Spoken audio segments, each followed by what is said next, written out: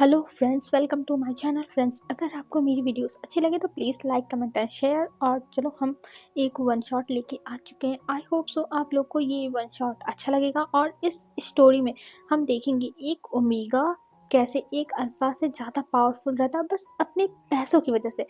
जिसके पास पैसा है उसके पास पावर है, इसमें हम यही देखेंगे। और स्टोरी के बारे में आपको इसी में सब कुछ पता चल जाएगा। चलो देखते हैं।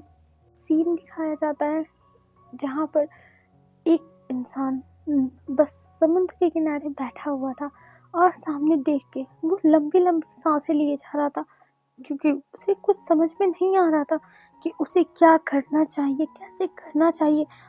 वो एकदम ब्लाइंड हो चुका था, उसका दिमाग एकदम अंधा हो चुका था।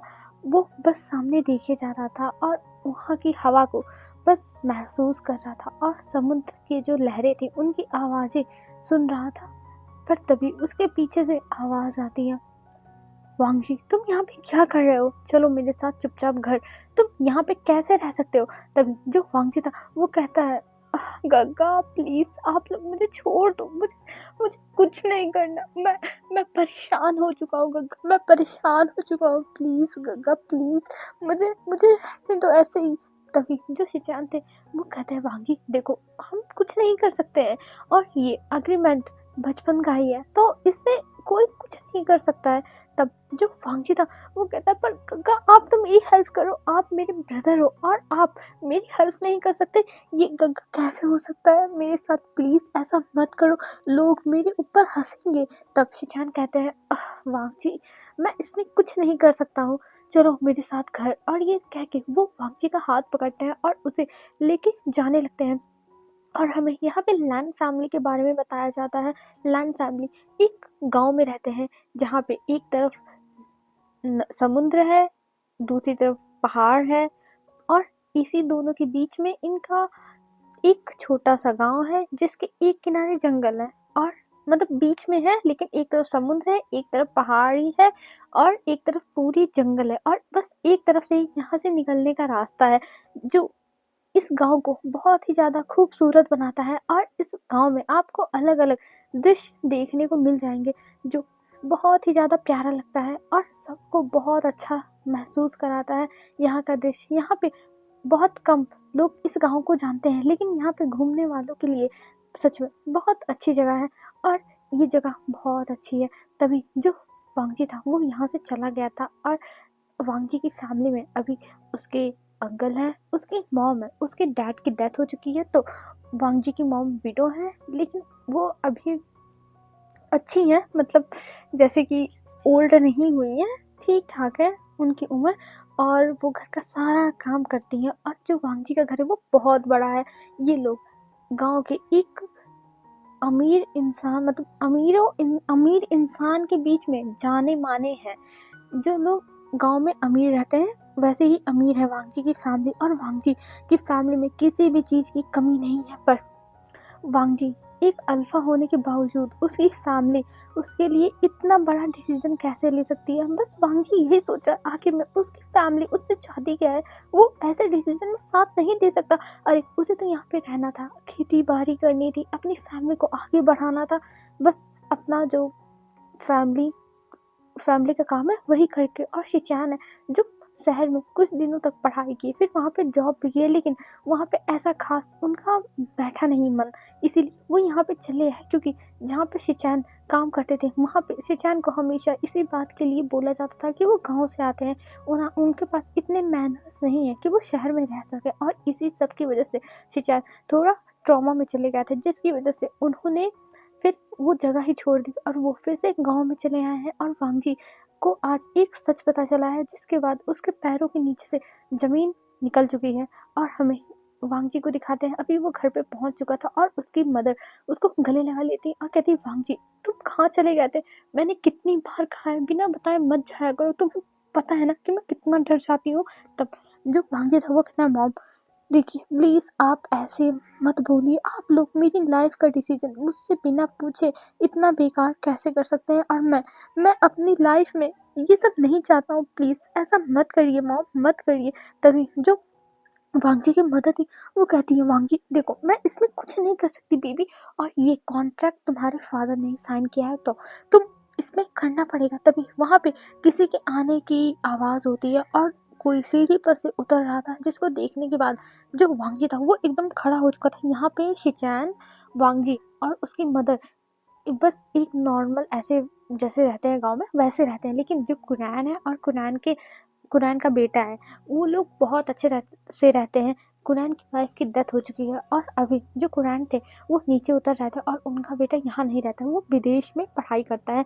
और इधर जो कुरैन थे वो आते हैं और कहते हैं वाकजी बस बहुत हो गया, मैं और बहस नहीं सुन सकता, मैंने जो डिसाइड किया है वही होगा और तुम उसके खिलाफ नहीं जा सकते। और ये कह के वो कुछ मेट्स कहते हैं कि ले जाके इसे बंद कर दो, और ले जाके वांगजी को बंद कर दिया जाता है। हाँ वांगजी अल्फा है, लेकिन अगर उसके सामने 3-4 अल्फा आके खड़े हो जाएंगे तो बेचारा क्या ही कर पाएगा, वो खुद ही पिट जाएगा। तो इसीलिए वांगजी को वो लोग अब लेके चले जाते हैं, वांगजी कुछ नहीं कर पाता है। और इधर जो कुरैन थे वो जाते हैं और कहते हैं शिजान मुझे पता है कि मैंने तुम्हें शहर में भेजा गांव से, लेकिन तुम रह नहीं पाए, आखिर में तुम एक वीक ओमेगा ही तो हो। और आप शाओची, आपको मैंने इतने सालों से अपने घर में रखा हुआ है तो इसका एहसान मानिए, ना कि मेरे सर पे आप लोग बैठने की कोशिश करिए। मैं जो भी कर रहा हूँ वो सही कर रहा हूँ, और अगर आप लोगों ने इसमें कुछ भी करने की ज़रूरत की तो देख लीजिएगा, आप लोगों के लिए ये सब बहुत बुरा हो जाएगा और ऐसा होगा जैसा कि आप लोग सोचे नहीं होंगे।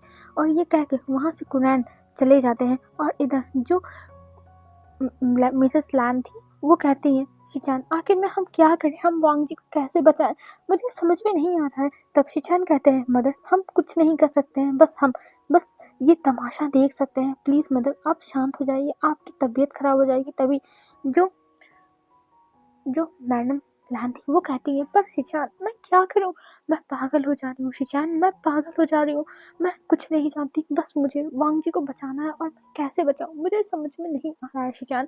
तभी शिचान कहते हैं मदर हम इसमें कुछ नहीं कर सकते, मैंने कहा ना हम इसमें कुछ नहीं कर सकते हैं, और आपको पता है ना कि अंकल कितने डेंजरस है, अगर हम उनके खिलाफ गए तो वो क्या क्या कर सकते हैं। तब जो मैडम वो मतलब मैडम लान वो बैठ के रोने लगती है कि आखिर में उनके हस्बैंड ने उन लोगों के साथ ऐसा क्यों किया, वो ऐसे बीच रास्ते में उन्हें छोड़ के कैसे चले गए, उनके हस्बैंड को नहीं जाना चाहिए था, बिल्कुल भी नहीं जाना चाहिए था, पर वो छोड़ के चले गए, ऐसा कैसे कर सकते हैं वो। और ये कह वो रोने लगती है, पर यहाँ पे उनकी सुनने वाला कोई नहीं है, यहाँ पे इस गाँव में ओमेगास की सुनी ही नहीं जाती है, और वांगजी की फैमिली की तो बिल्कुल नहीं सुनी जाती, क्योंकि वांगजी की फैमिली को जो अंकल है वही हर चीज़ करते हैं। तब सब लोग अंकल को बहुत बड़ा मानते हैं, जैसे ये यहाँ के प्रधान है, तो इसीलिए उन्हीं की बातें मान जाती है और कोई विश्वास नहीं करेगा। अगर मैडम मतलब जो मिसेस लान है वो कुछ जाके कहेंगी भी कि मुझे न्याय चाहिए या फिर कुछ और ही, तब उनकी बात कोई नहीं मानने वाला है, क्योंकि जो यहाँ पे डिसीजन लेते हैं वो खुद कुरैन है, तो कुरैन अपने खिलाफ कैसे किसी को जाने दे सकते हैं, इसलिए ये भी कुछ नहीं कर सकती हैं यहाँ पे। और इधर जो वांगजी था वो अपने कमरे में बस रो रहा था कि वो एक अल्फा हो के वो क्यों नहीं किसी से फाइट कर सकता, आखिर में वो क्या करे, वो एक उसे अपने ऊपर शर्म आ रही थी कि वो एक अल्फा हो के अपने फैमिली को प्रोटेक्ट नहीं कर सकता, आखिर में उसकी मदर भी ओमेगा है, उसका ब्रदर भी ओमेगा ही है, लेकिन वांगजी एक अल्फा होने के बावजूद कुछ भी नहीं कर पा रहा है, कुछ भी नहीं। और हमें यहाँ से अब सीन शिफ्ट करके दिखाते हैं एक घर जो बीजिंग सिटी में था जो बहुत बड़ा था, और उस घर के हमें एंट्रेंस में दिखाया जाता है जो बहुत सुंदर से सजाया हुआ था। वहाँ पे ढेर सारे पौधे लगे हुए हैं जो एक से एक नायाब है, जो पौधे कोई लगा ही नहीं सकता, इतने महंगे महंगे पौधे, और इनके जो फ्लावर्स हैं ये भी बहुत ज़्यादा ही महंगे बिकते हैं, इसमें कोई भी शक की बात नहीं है। और हाँ ये फैमिली बहुत अमीर है, ये फैमिली अपना पूरा जो बिजनेस है वो ऑल वर्ल्ड में रखी हुई है, तो इसीलिए ये फैमिली बहुत अमीर है। लेकिन इनकी जो फैमिली है वो चाइना में रहती है, जहाँ पे इनका बचपन गुजरा है वहीं पे। और इस घर के अंदर अब हमें लेके जाया जाता है एक झरने को पार करते हुए, जो झरना इन्हीं के घर के पीछे है, और ये जो व्यू है ये बहुत अच्छा है। और यहाँ तक इस झरने को इन मतलब जो ये फैमिली है, इस फैमिली में इस फैमिली ने आर्टिफिशियल बनवाया हुआ था, जो दिखने में बहुत प्यारा लगता था। कोई सोच नहीं सकता था कि कोई फैमिली इतनी अमीर हो सकती है कि आर्टिफिशियल जो झरना है वो अपने घर के पीछे ही बनवा ले। और ये सुनने के बाद पूरे जो चाइना थी उसमें इस झरने की बात थी, क्योंकि इतने अमीर लोगों के शौक शौक भी अजीब अजीब, जो सब लोग बस कुछ दिन तक न्यूज़ में बात ही करते रह गए थे। लेकिन अब खैर हमें इनके घर के अंदर दिखाया जाता है, हम इनके घर के अंदर चलते हैं और यहाँ पे हमें बताया जाता है कि ये जियान फैमिली है जो बहुत ही ज़्यादा पावरफुल है, और इनके साथ वी फैमिली भी रहती है। ये दो फैमिली एक साथ रहते हैं, जिसकी वजह से इनकी पावर दुगनी हो गई है। पहले इनकी इतनी पावर नहीं थी, लेकिन जब से ये दोनों फैमिली एक साथ, इनकी दोस्ती इतनी गहरी हुई है, तब से इनकी दोस्ती की वजह से हर जगह बस इन्हें प्रॉफिट प्रॉफिट प्रॉफिट होते हैं, और इन्हें कोई भी पीछे नहीं छोड़ सकता है। और इनके बेटे भी बहुत ज़्यादा ही काबिल हैं, जो अपना दिमाग बहुत अच्छे से बिजनेस में लगाते हैं। और ऐसा भी कहा जाता है कि इनका जो बिजनेस माइंड है ये इन्हें पीढ़ी दर पीढ़ी मिलता गया है, जिसके जो जो इन्हें अपने पूर्वजों से मिला है। और ये लोग बिजनेस में बहुत ज़्यादा ब्लेस है। और इधर हमें दिखाया जाता है अभी वो लोग बैठे हुए थे, और वहाँ पे एक फ़ोटो जो मैडम यू थी वो लेके जाती है और कहती है विंग, ये देखो ये तुम्हारा अल्फ़ा है, तो तुम पसंद कर लो। देखो तुम्हारा इस अल्फ़ा से पहले ही कॉन्ट्रैक्ट मैरिज हो चुका है तय। तब जो विंग था वो कहता है, अरे आंटी आप क्यों ऐसे कर रही हो, आपको पता है ना कि मुझे गांव वालों से नफरत है, वो लोग कैसे रहते हैं, उफ मुझे तो पसंद ही नहीं है। तभी जो आंटी थी वो कहती है, विंग तुम ऐसे कैसे बोल सकते हो, तुम्हें ऐसे नहीं बोलना चाहिए, और गांव के लोग भी बहुत ज़्यादा ही अच्छे होते हैं, तुम ऐसे मत बोलो। तब विंग कहता है, उफ आंटी आप तो और हैं, मॉम आप कुछ समझाइए ना आंटी को, मैं ऐसे गांव के एक देहाती गंवार से शादी कैसे कर सकता हूँ।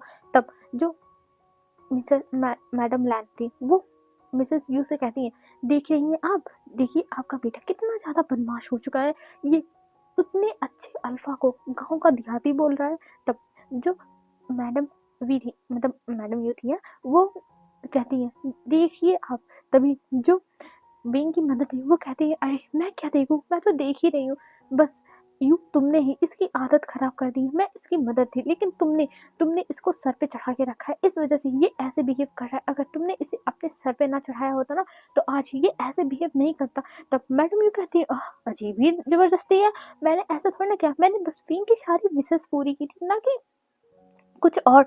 तभी जो विंग की मदद थी वो कहती है, हाँ मुझे पता है तुमने बस विशेष पूरी की थी, लेकिन अभी देखो ये क्या बोल रहा है, और वांग जी से तुम्हें शादी करनी होगी विंग, ये मेरा फाइनल डिसीजन है, तुम नहीं जानते हो मैंने ये कॉन्ट्रैक्ट बचपन में ही साइन कर लिया था, और इसको मैं तो खाली जाने दूंगी नहीं।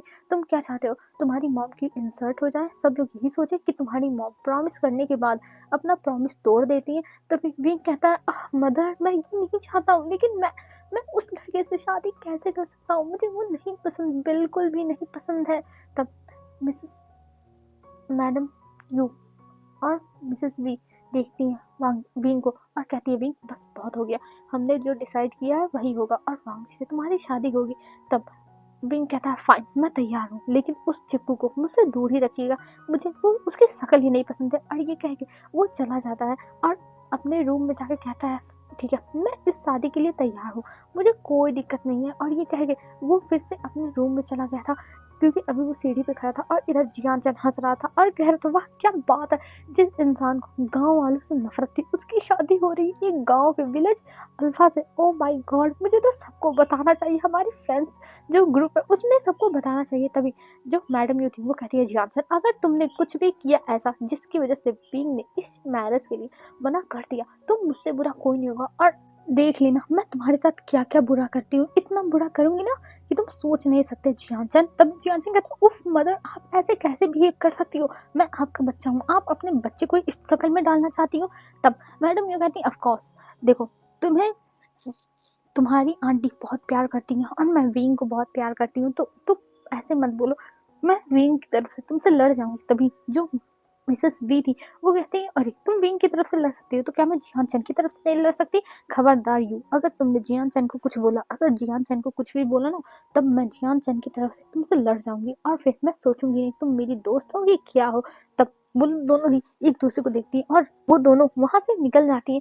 और इधर जियान कहता है उफ, यहाँ पर तो बहुत ही मैटर तगड़ा है, मुझे तो भाई बोलना ही नहीं चाहिए था। अगर मैं ऐसे बोलता रहा ना तो पता चलेगा कि ये लोग मेरी ही वोट लगा देंगे। और ये कह के वो वहाँ से फटाफट भाग जाता है। और इधर हमें दिखाते हैं जो विंग था वो तो भाई अभी बस अपने रूम में बैठा हुआ था और कह रहा था ये इस अल्फा को तो मैं सबक सिखा के रहूँगा, देखता हूँ ये आगे मेरे घर में कैसे रहता है। लेकिन कोई बात नहीं, मैं मैनेज कर लेता हूँ। और वैसे भी मुझे आगे चल के ब्लाइंड डेट्स पर तो जाना पड़ेगा ही, इससे अच्छा मैं इसी से शादी कर लूँ, इसको इतना परेशान करूँगा, डिवोर्स दे दूंगा, फिर उसके बाद मेरी लाइफ में मज़े ही मज़े। और ये विंग ने अपना खूबसूरत सा सपना सजा लिया था, लेकिन आगे क्या ही होने वाला विंग को क्या पता। तब हमें यहाँ से अब सीन शिफ्ट करके दिखाते हैं सीधा वांग जी के घर का। आज वांग जी का घर पूरा अच्छे से सजा हुआ था, एकदम लाल लाल फूलों से, पर्दे से, सब कुछ मतलब एकदम अच्छे से हुआ था। और यहाँ पे जो वांग जी था वो बहुत ज़्यादा ही बस सैड होके बैठा हुआ था, उसे बहुत बुरा लग रहा था। और वांग जी के भी फेस पे वेल डाल दिया गया था, जिसको देख के वांग जी कहता ये क्या है, मैं इसको नहीं पहनूंगा। तब जो शिजान थे वो कहते वांग जी तुम्हें पहनना पड़ेगा, ये उन्होंने कपड़े भेजे हैं तो हम इसमें कुछ नहीं कर सकते। और हाँ, ये शरारत विंग की थी, उसने ट्रेडिशनल ड्रेस भेजी प्लस उसके साथ एक फेस ढकने के लिए वेल भी भेज दिया। और ये वो जानता था कि कोई भी अल्फा इसको अपनी बेइज्जती मानता है। और यही चीज़ वांग जी मान रहा था कि हाँ इसमें उसकी बेइज्जती है, लेकिन वो क्या ही कर सकता है। उस फैमिली जब उसकी नहीं सुन रही है तो और कौन ही सुनेगा उसकी। तब वो कहता है गग्गा आप ये क्या कर रहे हो, मैं एक अल्फा हूँ और एक अल्फा ऐसे अगर उड़ेगा तो क्या ही इमेज रह जाएगी। तब शिचान कहता है वांग जी देखो मैं इसमें कुछ नहीं कर सकता हूँ, जो भी हो रहा है वो अंकल के फैसले से हो रहा है और तुम जानते हो ना हम लोग अंकल के खिलाफ नहीं जा सकते हैं। तब वांग जी कहता है हाँ गग्गा पता है, सब कुछ पता है, बस सब लोग मुझे परेशान करना चाहते हैं और कुछ नहीं। और ये कह के वो बस अपनी आंखें बंद कर लेता है और फिर कहता है ठीक है मुझे पहना दो। और इधर वांगी को वेल पहना दिया जाता है और हमें विंग को दिखाते हैं। विंग अपने घर पे तैयार हो गया था, लेकिन जब उसकी मॉम ने देखा उसको तो उसका कान पकड़ के खींचा और कहा कि तुम ऐसे कैसे रह सकते हो विंग, तुम्हारे फेस पे वेल रहेगी, ये मत भूलो तुम ओमेगा हो। तभी जो विंग था वो कहता मॉम इससे फर्क क्या पड़ता है, आखिर में वो हमारे घर पे ही आने वाला है ना कि मैं उसके घर जाऊंगा। तब मिसेस वी कहती है बस विंग मैं जो कह रही हूँ वही होगा और चुपचाप ये वेल डालो अपने सर पे। और ये कह के वो विंग के हाथों में एक वेल दे देती है और उसे डालने के लिए कहती है। और विंग मना करता है तो उसे ऐसा घूरती है कि बेटा तुम न डालो, फिर मैं तुम्हें बताती हूँ अच्छे खासे। और विंग को फिर डालना ही पड़ जाता है। और यहाँ से अब जो पूरी फैमिली थी विंग की वो निकल चुकी थी, जियान फैमिली और बी फैमिली, उनके फादर भी थे, सब लोग बहुत ज़्यादा ही खुश थे। लेकिन यहाँ पे बस दो इंसान नहीं खुश थे, एक विंग और एक वांगली, जिन दोनों को शादी करनी थी वही दोनों खुश नहीं थे। तब हमें दिखाया जाता है अब वांग जी के घर पे विंग पहुंच जाता है और वहां पर उन दोनों की शादी के रिचुअल्स अब शुरू हो गए थे। और वांग जी नीचे आता है, फिर उसके बाद सब लोग देख के हैरान थे। इधर विंग की भी जो फेस था वो वेल से ढका हुआ था और वांग जी का भी फेस वेल से ढका हुआ था, पर कोई कुछ नहीं कहता, सब लोग फिर शादी करवाने लगते हैं। और यहाँ पे कुछ ही टाइम में उन दोनों की शादी हो भी जाती है। और इधर कुरैन तो बहुत ज़्यादा ही खुश हो गए थे और जैसे ही शादी होती है वैसे ही कुरैन को कुछ पेपर्स मिल जाते हैं, जिसको देख के वो स्माइल करते हैं और वो अपने रूम में चले गए थे, उन्हें तो कोई तमीज़ थी ही नहीं। और इधर जो वांगची था उसकी अब विदाई की टाइम आ गई थी, जिस टाइम उसकी मदर उसे पकड़ के बहुत रो रही थी, लान सुचान भी रो रहे थे। और इधर जो वांगजी था वो कहता है मॉम प्लीज़ कुछ तो करिए, मुझे मुझे यहाँ नहीं जाना मॉम, नहीं जाना मॉम। तभी जो मैडम लान थी वो कहती हैं देखो वांगजी हम इसमें कुछ नहीं कर सकते हैं, हम कुछ भी नहीं कर सकते तो तुम्हें जाना ही पड़ेगा। और मैं क्या ही कर सकती हूँ वांगजी, मुझे माफ़ कर दो, तुम्हें पता है ना अगर मैंने कुछ किया तो तुम्हारे अंकल हम दोनों को इस गांव से निकलवा देंगे। और तुम जानते हो कि ओमेगा कैसे जी सकता है बिना किसी प्रोटेक्शन के, और अगर तुम्हारे भाई के साथ कुछ हो गया तो हम क्या करेंगे, मैं तो कहीं भी रह लूँगी सड़क के किनारे भी, लेकिन तुम्हारा ब्रदर वो कैसे इधर उधर रह सकता है वांग जी, इसीलिए मुझे माफ़ कर दो, तुम्हें ही जाना होगा। और ये कह के वो वांग जी को लेके जाती हैं और वहाँ पे मिसेस बी से कहती है अगर मेरे बेटे से कोई भी गलती हो जाए तो प्लीज़ उसे माफ़ कर दीजिएगा। तब मिसेस बी कहती है अरे आप ऐसे क्यों बोल रही हैं, वांगी बहुत अच्छा बच्चा है, मैंने उसे बचपन में देखा हुआ है और आप टेंशन मत लीजिए, आज से वांगी हमारी फैमिली का मेंबर है और उससे कोई भी गलती हो हम माइंड नहीं करेंगे। और ये कह के वो दोनों भी एक दूसरे से गले मिलते हैं और वहाँ पे मिस्टर बी भी आ चुके थे, जो उनसे हाथ मतलब हाथ नहीं मिलाते, बस हाल चाल ऐसे ही नमस्ते करते हैं। और फिर वो लोग वहाँ से वांग जी और विंग को एक कार में बैठा के निकल चुके थे। और इधर हमें दिखाते हैं विंग। विंग का तो भाई वेल के अंदर मुंह ही बना हुआ था, क्योंकि उसे चमेली के जो चमेली का तेल रहता है उसकी महक आ रही थी। और वो सोचा था कि ये गांव का गंवार इंसान चमेली का तेल कैसे इतना लगा सकता है। और वो बस सामने देखे जा रहा था, लेकिन उसकी जो फ्रस्ट्रेशन थी वो वांगी को महसूस हो रही थी कि ये लड़का बहुत ज्यादा फ्रस्ट्रेटेड है, लेकिन उसे नहीं पता कि ये क्यों फ्रस्ट्रेटेड है। वांगी को क्या पता ये क्या चल रहा है। वो तो बस चुपचाप बैठा हुआ और अपने गम में रोए जा रहा है। उसका उसकी मॉम, उसका ब्रदर, सब लोग यहाँ पे रह गए। अब अंकल उसके मॉम और ब्रदर को टॉर्चर करके ना करे किसी बात पे, वो रोए जा रहा था। वो बहुत ज्यादा सैड था। और विंग अभी बैठा हुआ बस अपने आप को संभाल रहा था कि इस चमेली के खुशबू से उसे थोड़ा सा तो छुटकारा मिले। लेकिन अभी उसे कहाँ ही छुटकारा मिलने वाला है। उसे बस भाई वो क्या ही करे, उसका तो दिमाग ही खराब हो रहा है। और इधर हमें दिखाते हैं अभी भी अपना लैपटॉप निकालता है, क्योंकि अभी उसको अपना माइंड डाइवर्ट करना है इस स्मेल से। तो वो सोचता है वो कुछ करे लैपटॉप में जिससे उसका माइंड डाइवर्ट हो और वो इतना इरिटेट ना हो। इसलिए वो अपना लैप पे निकाल के उसमें कुछ काम करने लगता है। और वांग जी को ये खिटिर पिटिर के जो बटन रहते हैं उसकी आवाज़ आ रही थी।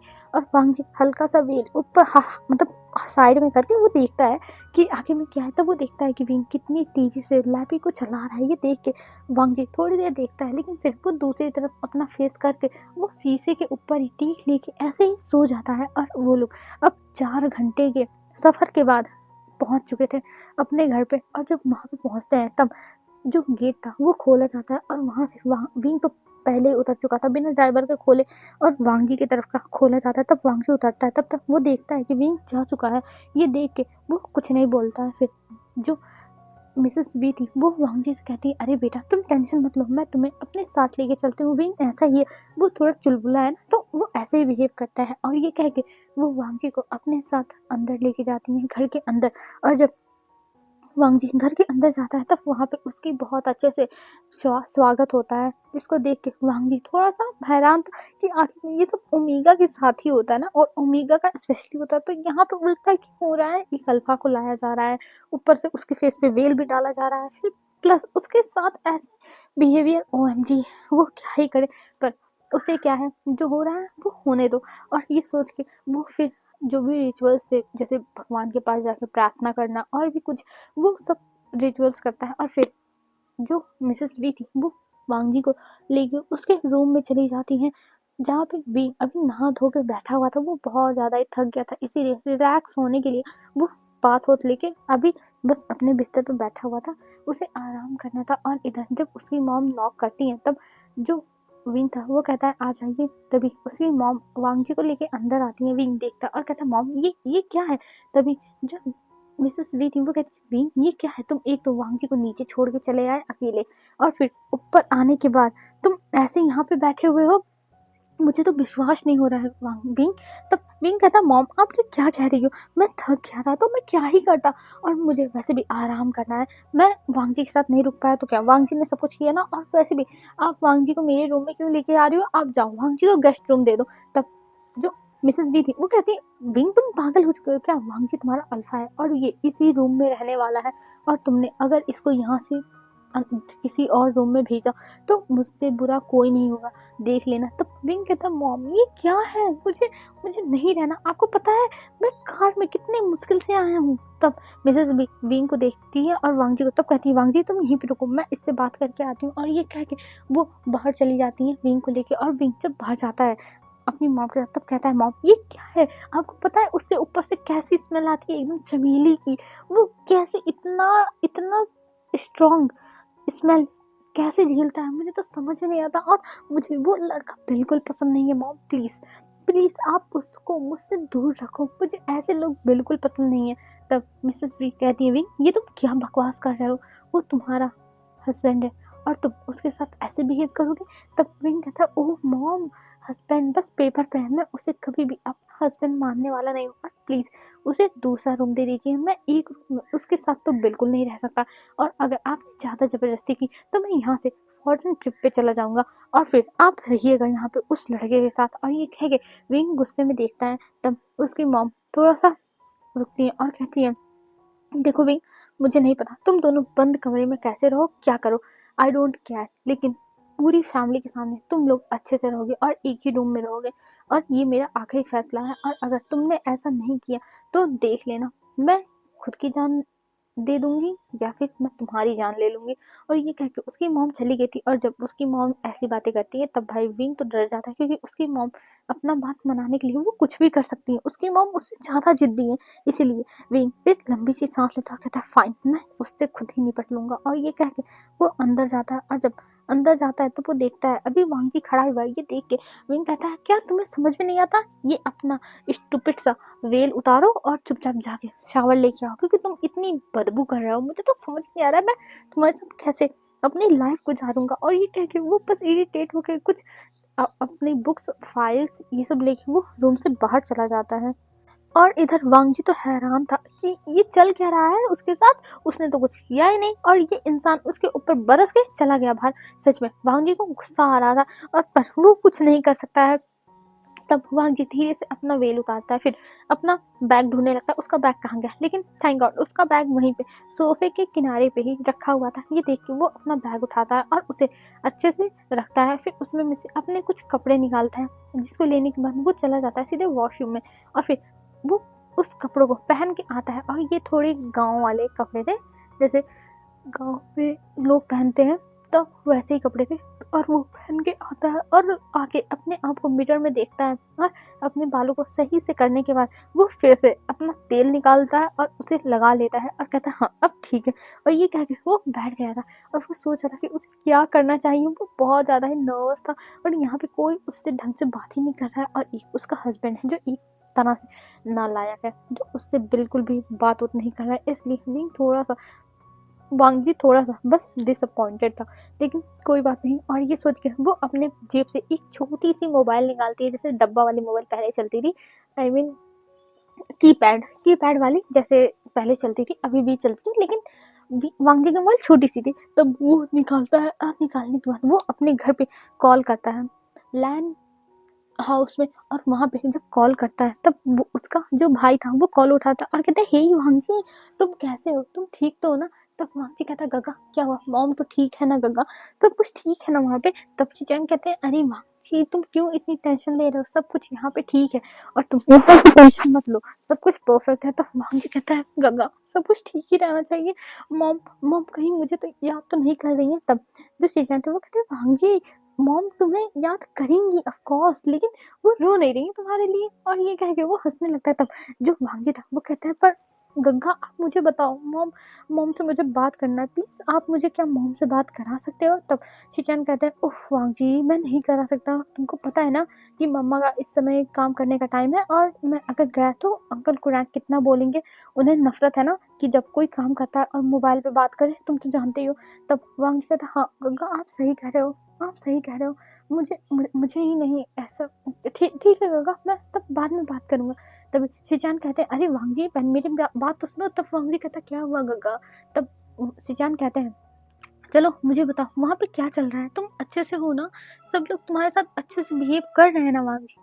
तब वांगजी कहता है हाँ गंगा सब कुछ ठीक है, मैं अच्छे से हूँ, और मेरा हस्बैंड मेरे साथ बहुत अच्छे से बिहेव कर रहा है। और ये कह के वो फ़ोन कट कर देता है, लेकिन फिर सोचता है हाँ क्या अच्छे से बिहेव, यहाँ पे तो कोई अच्छे से बात ही नहीं करने वाला है। और ये कह के वो बस अपनी आंखें बंद कर लेता है और कहता है छोड़ो जाने दो, मुझे क्या, मैं बस यहाँ पे एक आम इंसान की तरह रहूँगा, और मैं किसी से कोई मतलब नहीं रखूँगा। और ये कह के वो फिर बिस्तर पे सो जाता है, क्योंकि वो थक चुका था, वो रात से ही सोया ही नहीं है, क्योंकि कई रस्म थी उसके घर में जो उसे करनी थी, और वो सारी रस्म होते होते सुबह हो गई। फिर उसके बाद उसकी शादी की तैयारियां, मतलब वो तैयार होने चला गया, और उसके तैयार होने में 4-5 घंटे लग गए थे, इतने सारे पिन उन लगाए गए थे जो, जिसके बाद वांगजी का सर भी दर्द करने लगा था। जब वो निकाल रहा था आधे से ज़्यादा तो उसके बाल जैसे बस उन सब पिन से नोच उठे थे, तो इसलिए अभी वांगजी बस रिलैक्स होके सो जाता है। और हमें दिखाते हैं विंग को, विंग रात के 11 बजे अपने रूम में आता और वो देखता है वांगजी उसके बिस्तर पे कैसे सो रहा है। ये देख के विंग को गुस्सा आती है, लेकिन वो फिर कहता है छोड़ो मैं इससे कल झगड़ा करूंगा आज नहीं। और ये कह के वो जाता है सोफे पे सो जाता है, और उसको अभी भी नींद नहीं आ रही थी, क्योंकि वांगजी ने कुछ ऑयल लगाया था जिसकी वजह से उसको गुस्सा आ रही थी। पर कोई बात नहीं, वो कैसे भी करके सो जाता है बेचारा। और फिर हमें अब मॉर्निंग का सीन दिखाते हैं। मॉर्निंग में वांग जी उठ चुका था और वो नहा धो के फिर से अपना तेल लगा रहा था, और तब विंग उठता है और वो देखता है कि वांग जी नहा धो चुका है। ये देख के वो इग्नोर करता है और फिर वो जाने लगता है। तभी जो वांग जी था वो कहता है हस्बैंड। तभी जो विंग था वो पीछे मुड़ता है और कहता है क्या हुआ, तुम्हें क्या चाहिए बताओ मुझे, तुम बस मेरा पीछा छोड़ दो। तभी वांग जी कहता है वो मुझे, तब जो विंग था वो कहता है देखो मैं जानता हूँ तुम मेरे हस्बैंड हो, लेकिन प्लीज मुझसे दूर रहो, और मैं नहीं चाहता कि पब्लिक में किसी को भी पता चले तुम मेरे हस्बैंड हो, समझे। और ये कह के वो दोनों नीचे जाते हैं, और नीचे जाने के बाद जो जियानचंद था वो वांग जी को देखता है और कहता है वांग जी तुम तो एकदम चंपू लग रहे हो, और ये कह के वो हंसने लगता है। तभी जो मिसेस विंग वो कहती है जियानचंद ये क्या तुम्हारा बिहेवियर है, तुम ऐसे बिहेव करोगे वांग जी के साथ। तभी जो जियानचंद था वो कहता है अरे मैं तो मजाक कर रहा था, ऐसे आप लोग मेरे ऊपर क्यों गुस्सा कर रहे हो। तभी जो उसकी मॉम थी और मिसेस भी थी वो दोनों डांटती हैं और कहती है जियानचंद तुम अच्छे से बिहेव करो, वो तुमसे बड़ा है। और ये कह के वो उसे डांट के फिर माफी मंगवाती है, पर वांग जी कुछ नहीं बोलता, वो चुपचाप बैठ जाता है। और इधर वो लोग अब अपना ब्रेकफास्ट खत्म करते हैं और वांग जी चला जाता है अपने काम पे, जियानचंद भी। और जो मैडम यू थी और मिसेस वी थी वो लोग भी बाहर चली जाती हैं, क्योंकि ये लोग शहर में रहती हैं, ये लोग काम करते हैं, ये लोग इंडिपेंडेंट है, किसी के ऊपर डिपेंडेंट नहीं, कुछ ना कुछ सब लोग अपना करते हैं। पर वांग जी अब यहाँ पे नया है, वांग जी कुछ नहीं जानता, तो अभी उसे घर में रहना होगा। और जब सब लोग चले जाते हैं, मतलब विंग के फादर उधर भी सब लोग चले गए थे, और तब जो वांग जी था वो जाता है किचन में और उन लोगों से पूछने लगता है क्या कुछ काम कराना है। तो वो लोग कहते हैं नहीं मास्टर आपको कुछ भी काम करने की ज़रूरत नहीं है, हम सारा काम कर लेंगे। तभी जो वांग जी था वो कहता है अरे आप मतलब मुझे मास्टर मत कहिए, मैं आप ही लोगों की तरह हूँ और मैं आप लोग की बस हेल्प करना चाहता हूँ, क्या मैं कर सकता हूँ। तभी वो लोग एक दूसरे को देखने लगते हैं और कहते हैं पर हम आपसे काम नहीं करा सकते हैं, अगर हमने आपसे काम कराया तो हमें पनिशमेंट मिलेगी। तभी वांग जी कहता है अरे ऐसा कुछ नहीं होगा, और ये कह के वो उन लोगों के साथ काम कराने लगता है। पहले पूरे घर की सफाई करवाता है, फिर उसके बाद फूलों में पानी डालता है, वहाँ के जो खराब पत्ते थे उन्हें एक एक करके बीनता है, सब कुछ वो काम करने लगता है, कपड़े धुलवाता है, हर एक काम कर रहा था। और सब देख के हैरान थे क्योंकि वांग जी सच बहुत अच्छे से काम कर रहा था, और ऐसा काम तो भाई बस कोई घर का इंसान ही कर सकता है, जैसे जो किसी घर को अपना घर समझे।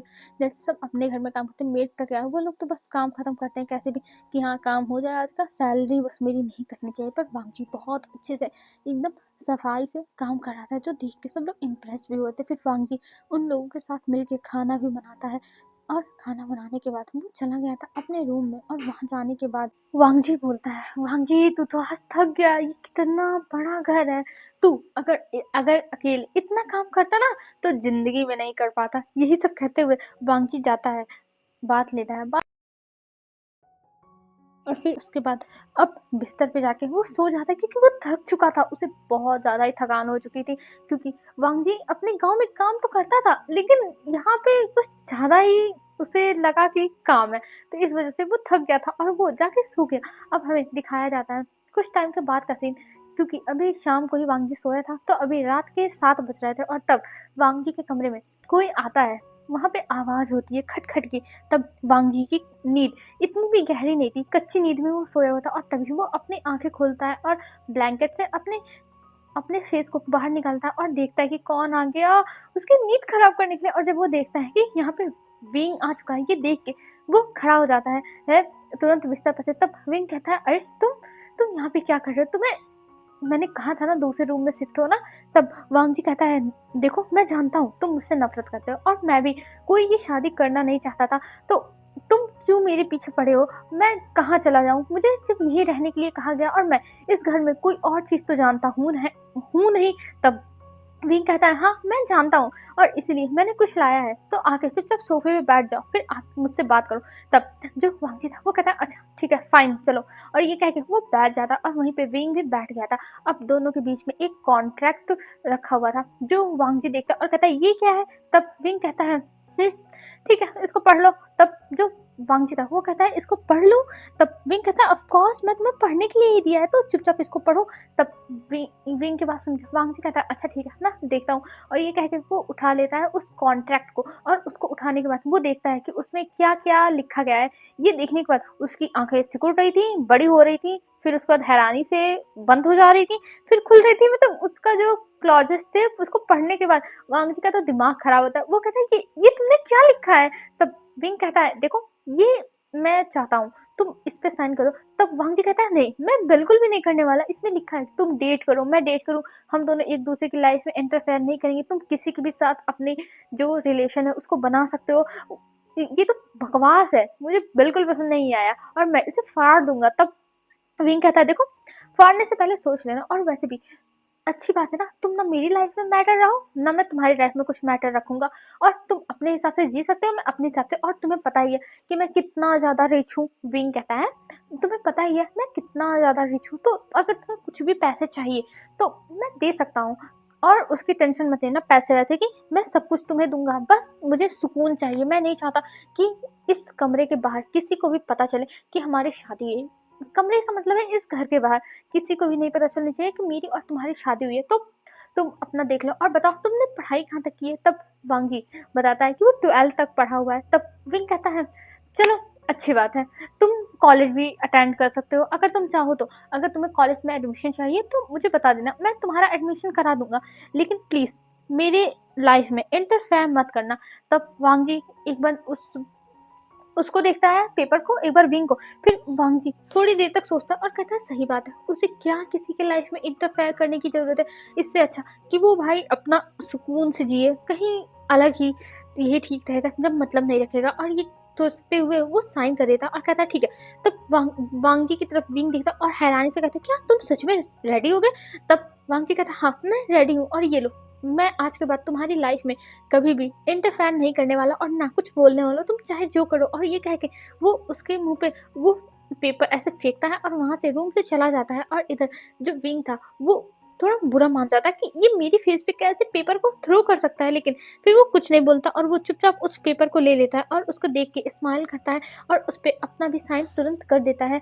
और करने के बाद वो अच्छे से फाइल में करके अलमीरा के अंदर डाल देता। और इधर जो वांग जी था वो तो दिन में पूरा घर घूम ही चुका था और वो चला जाता है छत पे, और छत पे जाने के बाद दो जो रेलिंग थी वो थोड़ी चौड़ी थी, तो रेलिंग के ऊपर जो वांग जी था वो खड़ा हो जाता है, और खड़ा होने के बाद बस अपनी बाहें फैला के वहां की हवा को फील कर रहा था और कह रहा था बस मॉम मैंने ये सब आपके लिए किया है, बचपन से आपने मेरे और गगा के लिए जितना भी सब कुछ झेला है उसके लिए मैं ये सब कर रहा हूँ। मैं तो इस शादी से कब का भाग जाता, लेकिन मैं जानता हूँ अगर मैं इस शादी से भागा तो आपका और गग्गा का रहना दुश्वार हो जाएगा, इसलिए मैं इस शादी से कभी नहीं भागूंगा, बस मैं ऐसे ही रहूंगा और ठीक ही है मेरे लिए। मुझे भी कोई ऐसा बंधन नहीं चाहिए था और इस लड़के को भी कोई बंधन नहीं चाहिए। और ये कह के वो उसे थोड़ा बुरा लग रहा था, वो बस अपने जो अंदर दिल में दर्द हो रहा था उसे वो बताना ही चाहता था। अरे कुछ भी हो, भले अरेंज मैरिज हुई है लेकिन फिर भी उसका हस्बैंड था विंग, विंग ऐसे कैसे कह सकता है। फिर भी कोई बात नहीं, वो ये सब नहीं मानेगा, वो अपने दिल पे इस चीज को हावी नहीं होने देगा कि उसे बुरा लग रहा है। वांग जी यही सोचता है और फिर वो वहां से उतरता है और फिर नीचे चला जाता है, और जब नीचे जाता है तो पूरी फैमिली बैठी हुई थी। तभी जो मिसेस वी थी वो कहती अरे वांग जी बेटा क्या हुआ, तुम कहाँ थे, हम तुम्हारा इंतजार कर रहे थे। तब वांग जी कहता वो कुछ कुछ नहीं, बस मैं टेरिस पर गया था।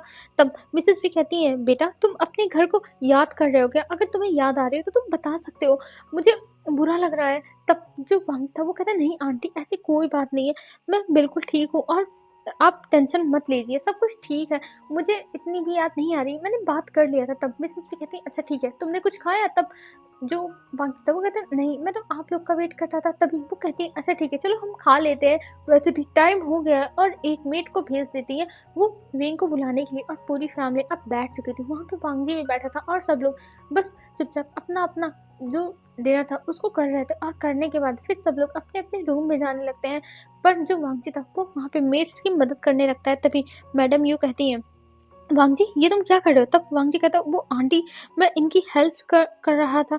तभी मैडम ने कहती है वांग जी ये हमारे यहाँ के मेड हैं, ये खुद कर सकते हैं, तुम्हें कुछ भी करने का घर का काम ज़रूरत नहीं है, अगर करना हो तो बाहर कुछ कर सकते हो, अपना नाम बना सकते हो, ऐसे घर का काम करने की नौकरों वाली कोई भी ज़रूरत नहीं है, चुपचाप अपने रूम में जाओ। और ये उन्होंने इतना ज़्यादा डाँट फटकार के कहा था कि वांग जी को बुरा लगता है और वो जाने लगता है। तभी मैडम यूँ बोलती है धीरे से, हाँ, अल्फ़ा होके घर का काम करता है, ये नहीं पता कि यहाँ के ओमेगा भी घर का काम नहीं करते हैं और ये घर का काम करेगा और इसका ओमेगा कमाएगा।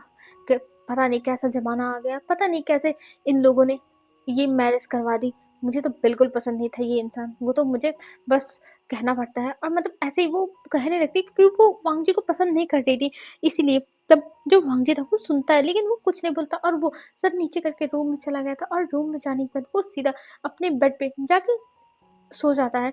उसे किसी से बात ही नहीं करनी थी और यहाँ पे वांग जी सो चुका था। उसे पहले तो नींद नहीं आई थी पर उसे फिर नींद आ गई थी और थोड़ी देर बाद जब विंग आया था तो वो देखता और कहता, हाँ, फिर से मेरे साथ ऐसा हो गया, मैं क्या करूँ? मैं फिर से बात करना इससे भूल गया। चलो कोई बात नहीं, बीच में तकिया लगा के तब सोऊँगा। और ये कह के वो बीच में तकिया लगाता है, बॉर्डर बनाता है, फिर उसके बाद सो जाता है। अब हमें मॉर्निंग में दिखाया जाता है, मॉर्निंग में विंग पहले उठता है और वो वांग जी को देखता है क्योंकि आज विंग को ऑफिस जाना था, बहुत ज़्यादा इंपॉर्टेंट काम था।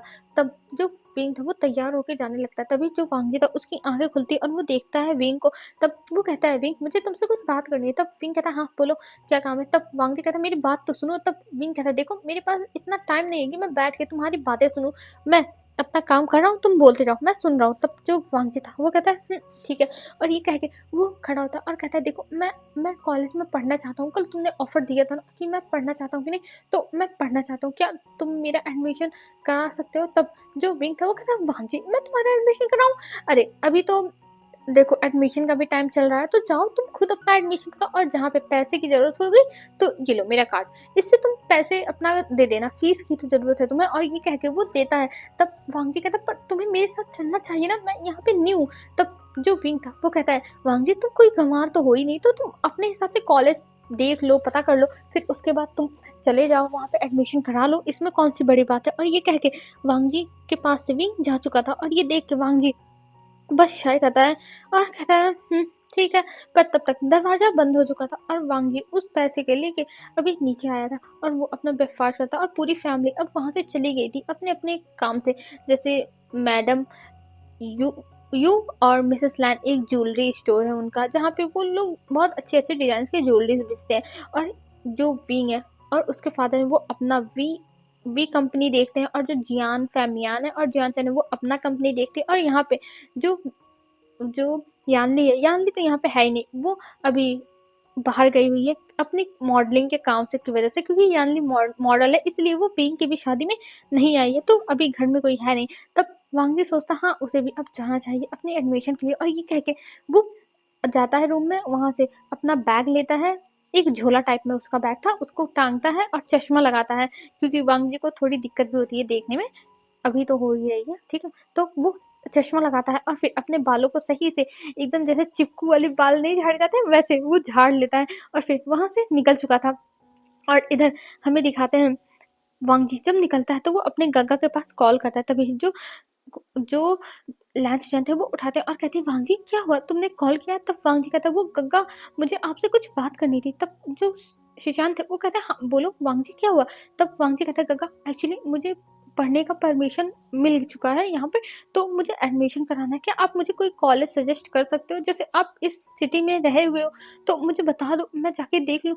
तब जो शीशांत थे वो कहते हैं, ठीक है वांग जी, मैं तुम्हें गवर्नमेंट कॉलेज बताता हूँ। तब वांग जी कहता है, हाँ ठीक है गग्गा आप कुछ भी बता दो, मैं बस जाके पढ़ना चाहता हूँ। तभी जो शीशान थे वो पूछते हैं कि आखिर में विंग ने कुछ पैसे वैसे, मतलब जैसे तुम्हारा पैसा वैसा तुम कैसे फीस भरोगे। तब जो वांग जी थे वो कहते, गग्गा आप टेंशन मत लो, मुझे पैसे मिल चुके हैं और विंग ने मुझे एक कार्ड दिया है, मैं उससे अपनी फीस भर सकता हूँ और मुझे बस एक अच्छा सा कॉलेज बता दो। तब जो शीजान थे वो कहते हैं, ठीक है। और वो कुछ कॉलेजेस के लिस्ट भेज देते हैं, उसमें एक दो गवर्नमेंट कॉलेज भी थे और कुछ प्राइवेट कॉलेज थे। जब वांग जी गवर्नमेंट कॉलेज का कट ऑफ देखता है तो वो बहुत ज़्यादा था, वो नहीं जा सकता क्योंकि यहाँ पे जो कट ऑफ गया है गवर्नमेंट कॉलेज का तो वो 97-98% पर बंद हुआ है। लेकिन जो प्राइवेट कॉलेज है वहाँ तो हो ही सकता है। और ये सोच के वांग जी अपनी गग्गा को बताता है कि गग्गा मेरा गवर्नमेंट कॉलेज में नहीं हो सकता, इसलिए मैं प्राइवेट में ही देखूंगा। तब शिचन कहते हैं हाँ ठीक है वांग जी तुम देख लो। और ये कह के वो वहाँ से चला गया था अपने गग्गा से मोबाइल पे बात करते हुए। और वो वहाँ से जाते हुए बस सोचा था कि हाँ उसे अब जाना है, ये सब करना है, और ये सब सोचते हुए वो बस आगे बढ़ चुका था। और हमें दिखाते हैं वांग जी अभी जा रहा था और वो कई गवर्नमेंट कॉलेज में भी जाता है, पता करता है, क्योंकि उसे ये सब बस ऐसे ही पता चल गया। तो वो जाके मतलब सुनी सुनाई बातें थी कि इतने पे ही बंद हुआ था। तो जब वहाँ पे जाके पता किया वांग जी ने, तो वहाँ पे एडमिशन का टाइम ही खत्म हो चुका था, तो इसलिए वहाँ पे हो नहीं सकता था। और अभी उसे दोपहर हो चुकी थी, वो सुबह 8 बजे निकला था और अभी उसे 2 बज चुके थे। और वांग जी अभी थक चुका था और वो एक जगह पे बैठा हुआ था, और एक जगह बैठ के वो पानी पीने लगता और कहता कितनी गर्मी है, हाय गर्मी, मैं मैं तो एकदम थक चुका हूँ, मुझे समझ में नहीं आ रहा मैं क्या करूँ। और ये कह के वो बस अपना पसीना पोंछे जा रहा था और कह रहा था सच में बहुत गर्मी है। और ये कह के वो पानी पीते हुए वहीं बैठा हुआ था। तभी उसका बैग एक चोर लेके भागने लगता है, और जब वांग जी देखता है तब वो उसको दौड़ाता और कहता है मेरा बैग, मेरा बैग। लेकिन उसका झोला लेके वो भाग चुका था। और तभी वहां पर एक इंसान खड़ा था जो अपना पैर लगाता है और वो गिर जाता है। तभी वांग जी वहां पे पहुंच चुका था, क्योंकि वांग जी अच्छा है दौड़ने में। तब वो जाके वांग जी अपना बैग लेता और कहता तुमने मेरे अपने हाथ को छुड़ा के वहां से भाग जाता है। तभी वांग जी देखता है वहां पे एक लड़का खड़ा हुआ, उसको देख के वांग जी थैंक यू बोलता है। तभी सामने वाला लड़का कहता है अरे तुम ठीक तो हो ना। तब वांग जी कहता हाँ हाँ मैं ठीक हूँ, पर वांग जी की हालत कुछ ठीक नहीं थी। तभी वो लड़का कहता है अरे तुम यहाँ पे न्यू हो क्या। तभी वांग जी कहता "हाँ, जी जी मैं न्यू हूँ, आपको कैसे पता। तब वो लड़का हंसते हुए कहता है अरे तुम्हें देखते हुए ही पता चल जा रहा है कि तुम यहाँ पे न्यू आए हुए हो, तभी तुम इतने ज्यादा नर्वस हो। तब वांग जी कहता ओह अच्छा। तब वो लड़का कहता है अरे तुम मुझसे डरो मत, तुम्हें किसी भी चीज़ की ज़रूरत हो तो मुझे तुम बताओ, मैं तुम्हारी हेल्प करूँगा। तब वांग जी कुछ नहीं बोल रहा था, वो कहता नहीं नहीं मुझे मुझे किसी चीज़ की ज़रूरत नहीं है। तब वो लड़का कहता अरे हिचकिचाओ मत, मुझे बताओ क्या हुआ है। और तुम ऐसे तब जो वांग जी था वो फिर बता देता है, क्योंकि गाँव के लोग भोले भाले होते हैं, उससे अगर कोई पूछेगा तो वो लोग अपना दिल खोल के रख देते हैं। तो इसलिए वांग जी उसे बता देता है कि उसे कॉलेज में एडमिशन चाहिए, पर वो गवर्नमेंट कॉलेज में कई कॉलेजेस में गया लेकिन उसका नहीं हुआ। तो अभी वो बैठ के बस थोड़ा रेस्ट कर रहा है, फिर उसके बाद जाएगा कुछ प्राइवेट कॉलेज में। तब नेहा सेंग कहता है, वो नेहा सेंग था, कहता है ठीक है मेरा नाम सुन लो, मेरा नाम नेहा सेंग है और मैं तुम्हें अपने कॉलेज में लेके चलता हूँ, तुम वहाँ पे एडमिशन ले लो। तब वांग जी कहता है क्या तुम्हारे कॉलेज में, और नेहा सेंग यहाँ पे एक बीटा है। तब जो नेहा सेंग था वो कहता है हाँ मेरे कॉलेज में चल के तुम एडमिशन ले लो, मैं तुम्हें लेके चलता हूँ। तब वांग जी कहता है पर तुम्हारा कॉलेज तो महंगे। तब नेहा सेंग कहता है अरे कोई टेंशन नहीं है, तुम चलो मेरे साथ, तुम्हारा एडमिशन हो जाएगा। और ये कह के वो अपने कार में बैठा था। तब वांग जी कहता पर ये तो बड़ी महंगी है। तब नेहा सिंह कहता अरे तुम मेरे दोस्त बन चुके हो, चलो वांग जी चलो। और ये कह के वो बैठाता है और उसे लेके जाता है अपने कॉलेज में, और सीधा वो लेके चला गया था जहाँ पे एडमिशन फॉर्म फिल होता है। वहाँ पे जाके वो वांग जी का एडमिशन फॉर्म फिल करता है, फिर उसके बाद उसको जमा करता है। और जमा करने के बाद कहता है देखो अब काउंसलिंग होगी, और काउंसलिंग के बाद तुम्हें तुम्हारा जो भी है मिल जाएगा एडमिशन। तब जब इतना हो जाता है तब वांग जी उसे थैंक यू बोलता है कि थैंक यू तुमने मेरी हेल्प कर दी, मैं सच में बहुत ज़्यादा ही परेशान हो चुका था, मुझे समझ में नहीं आ रहा था मैं क्या करूं, पर थैंक यू सो मच तुमने मेरी हेल्प कर दी। तब नेहा सिंह कहता अरे अरे कोई बात नहीं, मैं तो हूँ ही सबकी मदद करने के लिए एक लौता नेहा सिंह। और ये कह के वो हंसने लगता है, और वांग जी उसे देखता है और हैरानी में कहता है हाँ सही सही बात है, सही बात है। और ये कह के वो फिर अपना अब वहाँ से वो लोग निकल चुके थे। तब नेहा सिंह कहता है चलो मैं तुम्हें छोड़ दूँ, पर वांग जी मना कर देता कि नहीं उसे अभी ना छोड़ो, वो चला जाएगा। तब नेहा सिंह कहता है ठीक है, और नेहा सिंह अपना मोबाइल नंबर देता है कि जब भी तुम्हें मुझसे बात करनी है तो इस नंबर पे कॉल कर लेना। और ये कहकर वो वहाँ से जा चुका था, और वांग जी भी अब घर पे आने लगा था। और वांग जी जहाँ जहाँ गया था, मतलब 2-3 कॉलेज में, जितने भी कॉलेज में 1 बजे तक वो गया था, सब जगह पैदल ही गया था, क्योंकि उसके पास एक फूटी चवन्नी भी नहीं थी। तो इसीलिए वो पैदल ही गया। लेकिन अभी वो पैदल घर पे आ रहा था, और वो घर पे पहुंच जाता है, और अभी बज चुके थे शाम के 5। और वांग जी आता है, वो थक चुका था, और जैसे ही वो आके बैठता है वो पानी मांगता है, तभी एक मेड पानी ला के देती है। तभी वहाँ पे मैडम यू आ जाती है, और मैडम यू जब वांग जी को बैठा हुआ देखती हैं तब वो कहती हैं हाँ तुम्हारा ही बढ़िया है, तुम यहाँ पे दिन भर बस ऐशो आराम में रहो और तुम्हारा ओमेगा कमाए। तुम्हें शर्म नहीं आती? तुम्हारा ओमेगा काम करता है और तुम यहाँ पे बैठे हुए हो। और ये कह के मैडम ये चली जाती है, पर वांग जी कुछ नहीं बोलता। वो उसका सर नीचे हो गया था, उसके गले से पानी उतरने का नाम ही नहीं ले रहा था। तभी वांग जी उस गिलास को रखता है और फिर अपने रूम में चला जाता है। वो सोचता है उसे बाहर ही नहीं निकलना चाहिए था, और ये सोच के वो बस रूम में ही बैठा रहता है। अब ऐसे ही दिन बीतने लगते हैं। वांग जी से कोई ज़्यादा बात ही, हाँ जो मिसेस सॉरी हाँ मिसेस वी थी, वो थोड़ा सा बातचीत तो करती थी, लेकिन जब सबको अपना अपना काम है और सब लोग अपने अपने में बिजी है, तब वांग जी से कौन ही बात करेगा। और वांग जी किससे क्या बात करे, उसे क्या ही पता। उससे तो कोई खुल के बात भी नहीं करता। जब उसका हस्बैंड उससे अच्छे से बात नहीं करता, तब कोई और क्यों करेगा। और वांग जी अभी छत पे बैठा हुआ था, उसकी शादी को 1 हफ्ता हो चुका था, और अभी वो छत पे अकेले बैठा हुआ था और बस चाँद को देखे जा रहा था। और यही सब सोचते हुए उसकी आँखें बंद हो जाती, क्योंकि उसे नींद आ रही थी। और आज वांग जी की आँखें, अब सीन शिफ्ट करके दिखाते हैं, वांग जी की आँखें खुलती हैं अचानक से, और वो देखता है अंधेरा है। ये देख के वो सोचता है क्या वो ज़्यादा देर तक सो गया, लेकिन नहीं, अगर वो ज़्यादा देर तक सोया होता तो लोग कोई ना कोई उसे बुलाने आया होता। ये सोच के वो उठता है, और जब नीचे जाता है तब देखता है हर तरफ अंधेरा है, बस नाइट बल्ब कहीं-कहीं जल रहे हैं। और वांग जी को अभी भूख लगा था, तब वो जाता है घड़ी के पास और वहाँ पे देखता है अभी रात के 2 बज रहे थे। ये देख के वांग जी शाय करता है, इसका मतलब उसे कोई ढूँढने नहीं आया, किसी को कोई फ़र्क ही नहीं पड़ा कि वांग जी कहाँ है, कैसा है, क्या है, कोई नहीं उसे देखा। बस सब लोग अपने-अपने रूम में जाके सो चुके हैं। ये देख के वांग जी की आँखों में आँसू आ जाते हैं, क्योंकि उसे अपनी मॉम की याद आ रही थी। जब वांग जी ऐसे करता था, मतलब जब वो नहीं आता था, तब उसकी मॉम उसे ढूँढती थी, उसे खिलाती थी, फिर उसे सुलाती थी। लेकिन यहाँ पे उसका हस्बैंड पर वांग जी उससे ही क्या रख सकता है, जब उसके हस्बैंड ने पहले ही कॉन्ट्रैक्ट साइन करा लिया है। फिर वांग जी अपने आँसुओं को साफ करता और जाता है किचन में कि कुछ खाने को मिल जाए। तब वो देखता है वहाँ पर कुछ खाने को फ्रूट्स रखे हुए हैं। ये देख के वो उन फ्रूट्स को लाता है और टेबल पे बैठ के खाता है। लेकिन वांग जी की आँखों से जो आँसू थे वो रुक नहीं रहे थे, वो बस खाए जा रहा था और रोए जा रहा था। उसे बुरा लग रहा था, उसे अच्छा बिल्कुल भी नहीं लग रहा था, लेकिन वो खाए जा रहा था। फिर उसके बाद दिखाते हैं चेन शिफ्ट करके, अब वांग जी रूम में आता है। रूम में देखता है कि बिंग आराम से सोया है। ये देख के वांग जी शाय करता है, और वो आज बिस्तर पे नहीं सोता है, वो सोफे पे जाके सो जाता है, क्योंकि वांग जी से बिंग ने पहले ही कह दिया था कि तुम बिस्तर पे मत सोया करो, बिस्तर मेरा है और तुम्हें सोना हो तो तुम सोफे पे सो। वैसे भी ये मेरा घर है ना कि तुम्हारा। उस दिन वांग जी ने डिसाइड किया था, अब से वो सोएगा ही नहीं बिस्तर पे, इसीलिए वो अभी सोफे पे पड़ा हुआ था और बस विंग को देखे जा रहा था अपनी आंखों से। और विंग सोते हुए कितना ज़्यादा खूबसूरत लग रहा था, उसके फेस पे वो डिम लाइट पड़ रही थी और वांग जी उसे देख रहा था। लेकिन वांग जी के दुख के आगे ये सब क्या है, जब उसे अपना फील ही नहीं हो रहा है ये घर। जैसे कोई किसी के घर में जाता है और वहाँ पे सब लोग इग्नोर करें, कोई मतलब ना रखे, तो कितना बुरा लगेगा। ऐसे ही वांग जी के साथ हो रहा था, वांग जी से कोई इतना मतलब नहीं रखता। और आज मिसेस वी भी उसे पूछने नहीं आई कि वांग जी तुम कहाँ हो, तुम खाना खाओगे कि नहीं। वांग जी को लग रहा था कि हाँ वो सबके सामने रहता है, इसलिए वो पूछ लेती है, लेकिन उन्हें भी आज कोई फिक्र नहीं थी। ये सोचते हुए वांग जी पता नहीं कब सो जाता है, उसे पता ही नहीं चलता। अब हमें मॉर्निंग में दिखाया जाता है, मॉर्निंग में अभी वांग जी उठ चुका था और अभी 9 बज रहे थे। तब वांग जी जल्दी से उठता है और जब नीचे जाता है तब पूरी फैमिली में कोई नहीं था, वहाँ पे सब लोग जा चुके थे। और वांग जी जब पूछता है तब उसे पता चलता है कि सब लोग जा चुके हैं। ये सोच के वो शाय करता है। फिर उसके बाद वो अपना मोबाइल निकालता है, वहाँ पे किसी का कॉल आ रहा था। ये देख के वो उठाता है, क्योंकि अभी ये नंबर था। तब वांग जी उठाता है, तब उधर से आवाज़ आती है, हे बडी तुम कहाँ हो, तुम्हारा एडमिशन का नाम लिस्ट, मतलब एडमिशन लिस्ट में तुम्हारा नाम आ चुका है और तुम्हारा तो कुछ पता ही नहीं है।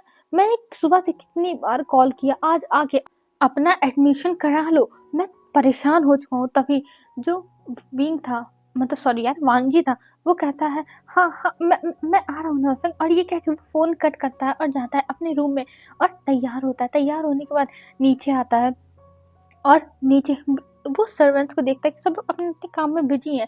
तब वांग जी कुछ नहीं बोलता और वो वहाँ से निकल गया था। और इधर वो जब पहुँचता है कॉलेज के पास, तब नहसंग अभी गेट पे इंतजार कर रहा था उसका। और तभी नहसंग कहता है वांग जी तुम आ गए, चलो तुम्हारी एडमिशन अभी छूट जाएगी, चलो करवा लो। और ये कह के वो लेके जाता है और फिर वांग जी की एडमिशन कराई जाती है, फीस भरी जाती है और ये मैसेज विंग के पास पहुंच चुका था कि उसका पैसा इस कॉलेज में कटा है, लेकिन विंग इस सब चीज़ों पे इतना ध्यान नहीं देता है। और फिर एडमिशन होते सारा प्रोसेस कंप्लीट करते उन लोगों को 3 बज चुके थे और अभी वांग जी कहता है ठीक है नौसंग मैं अपने घर जाता हूँ। तब नौसंग कहता है अरे वांग जी रुको, चलो मेरे साथ आज, वैसे भी मैंने कुछ खाया नहीं तो मेरे साथ तुम जो मैं लंच कर लो। तब वांग जी कहता है नहीं नौसंग मुझे जाना पड़ेगा और मैं ऐसे, तभी जो नौसंग था वो कहता है वांग जी चलो तो। अरे कौन सा पहाड़ टूट पड़ेगा, कौन से तुम्हारे घर वाले तुम्हें देश निकाला दे देंगे, तुम मेरे साथ चल रहे हो, उन्हें कॉल करके बता दो अगर टेंशन हो। और अगर उन्हें टेंशन होगी वो फोन करेंगे। तभी उसको रात की बात याद आ जाती है कि हाँ रात में तो उसे किसी ने कुछ पूछा ही नहीं, किसी ने ये भी जानने की कोशिश नहीं की वांग जी कहाँ है। तो वांग जी कहता ठीक है नौसंग मैं तुम्हारे साथ चलता हूँ। और ये कह के वो नौसंग के साथ वहां से जा चुका था। अभी वो लोग बैठे हुए थे और वो लोग अपना खाना खा रहे थे और खाना खाने के बाद अभी वहां से निकलते हैं और फिर नौसंग उसे आइसक्रीम खिलाता है। आइसक्रीम खा पी के अब वांग जी भी वहां से निकलता है। तब जो नहसंग था वो कहता है वांग जी चलो हम ये भी घूमते हैं, तुम बाद में जाना। तब वांग जी कहता है नहीं नहसंग अब लेट हो रहा है मुझे जाना पड़ेगा। और ये कहते हुए अभी वो बातें कर रहा था तब तक वांग जी के पास वांग जी के भाई की फोन आ जाती है और वांग जी जब अपना फोन निकालता तब देखता है अपने गगा का कॉल। तब वो नहसंग से थोड़ा एक्सक्यूज करके वो बातें करता है और फिर नहसंग के पास आता है और कहता है नहसंग मुझे जाना पड़ेगा, देखो अभी 5 बज चुके हैं और मुझे घर पे जाना चाहिए ना, मैं सुबह से बाहर हूँ। तब नवसंग कहता ओहो तुम कितना ज्यादा परेशान होते, अच्छा ठीक है तुम जाओ मैं तुमसे बाद में मिलूंगा। और ये कह के वो बाय कर देता। और इधर अभी वांगजी घर पे आ चुका था और घर पे आने के बाद उसके सामने पूरी फैमिली थी, विंग वंग सब लोग थे और सब लोग उसे देखते हैं और कहते हैं तुम आ गए। तभी जो वांगजी था वो कहता है हाँ जी जी जी मैं आ गया। तभी जो मैडम यू थी वो ना आओ देखती है ना ताओ, वो सीधा जाती है और वांगजी के फेस पे एक थप्पड़ मारती है खींच के। और वांगजी ये देख के शॉक, वो तो बस हैरान हो गया।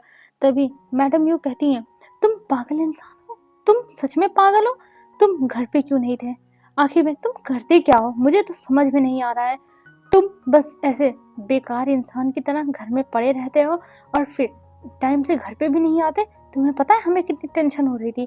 तभी जो वांगजी था वो कहता है जी जी मैं तो।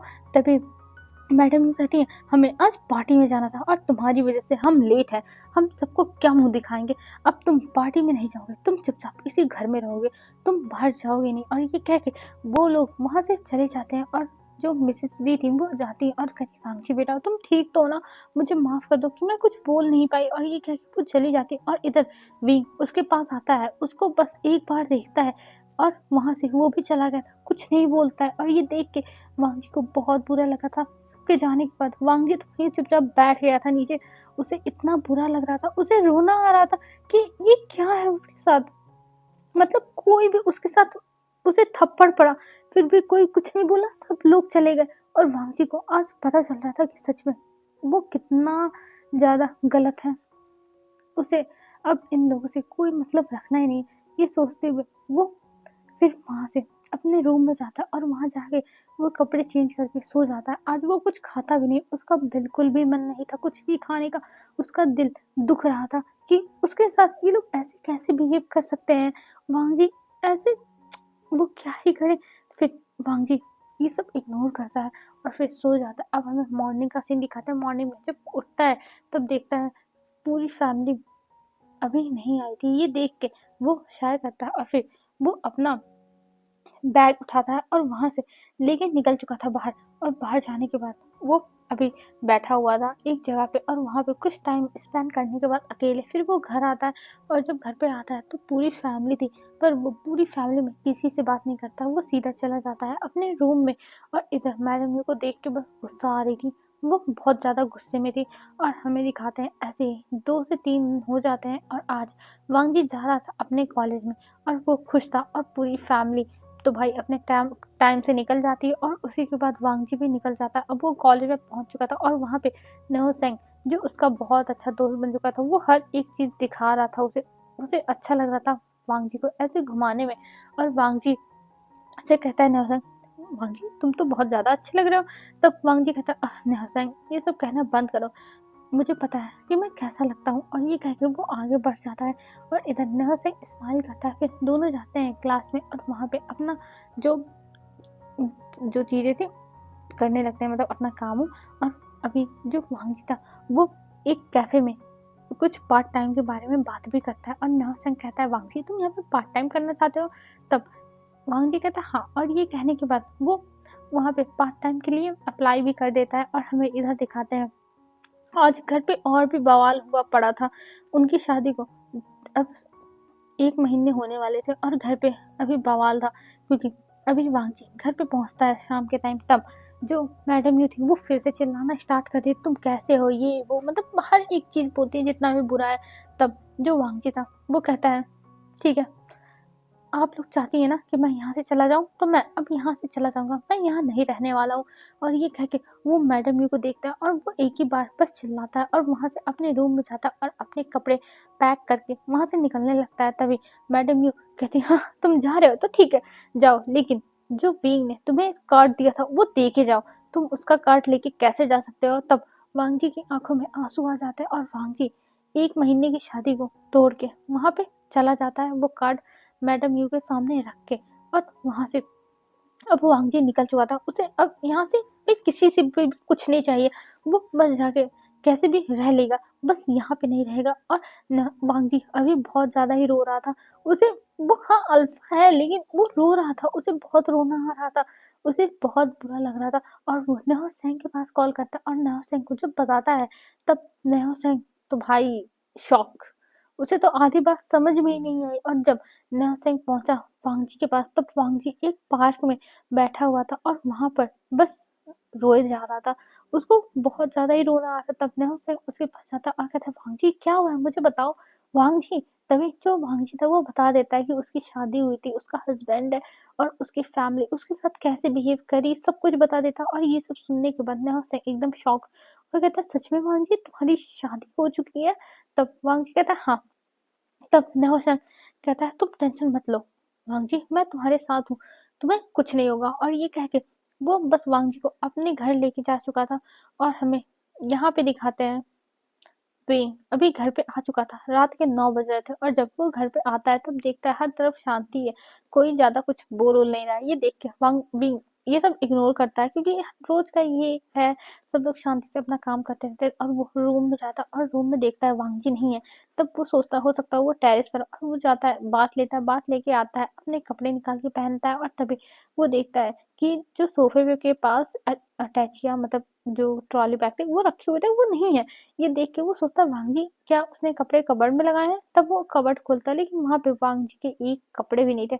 तब वो सोचता है कि आखिर में ये कहाँ गया, और ये सोच के वो फिर बाहर आता है। और बाहर आने के बाद जब वो नीचे आता है तब उसे मैडम यू बताती है कि वांगजी घर छोड़ के जा चुका है। और ये सुन के बीइंग शॉक, क्या वो घर छोड़ के चला गया? तब मैडम यू कहती है हाँ वो जा चुका है और तुम उसकी टेंशन मत लो, अब हम उससे तुम्हारा डिवोर्स कराएंगे और तुम्हारे कहीं और शादी कराएंगे, वो उस लड़के से बहुत ज्यादा अच्छे अच्छे लोग तुम्हें मिल जाएंगे विंग। और ये कह के वो विंग को देखती है तब विंग कहता है आप ये क्या कह रही है? और ये कह के वो बस देखता है अपनी मॉम को। तब मिसेस वी कहती है देखो विंग मैं नहीं जानती यहाँ क्या चल रहा है, लेकिन वांगजी आज लेट से आया था इस वजह से उन्होंने ऐसा किया। और ये लो ये तुम्हारा कार्ड है जो वांगजी यहाँ पे रख के गया। और जब विंग उस कार्ड को देखता है तब उसे याद आता है अरे वांगजी ने तो अपनी कॉलेज की फीस भरी थी ना इससे। और ये कह के वो कहता है आपने उससे ये कार्ड क्यों ले लिया? तब मैडम भी कहती है वांगजी वो तुम्हारा पैसा लेके बस खर्च किए जा रहा था, मुझे पता है कि वो कितना फालतू खर्चा करता है।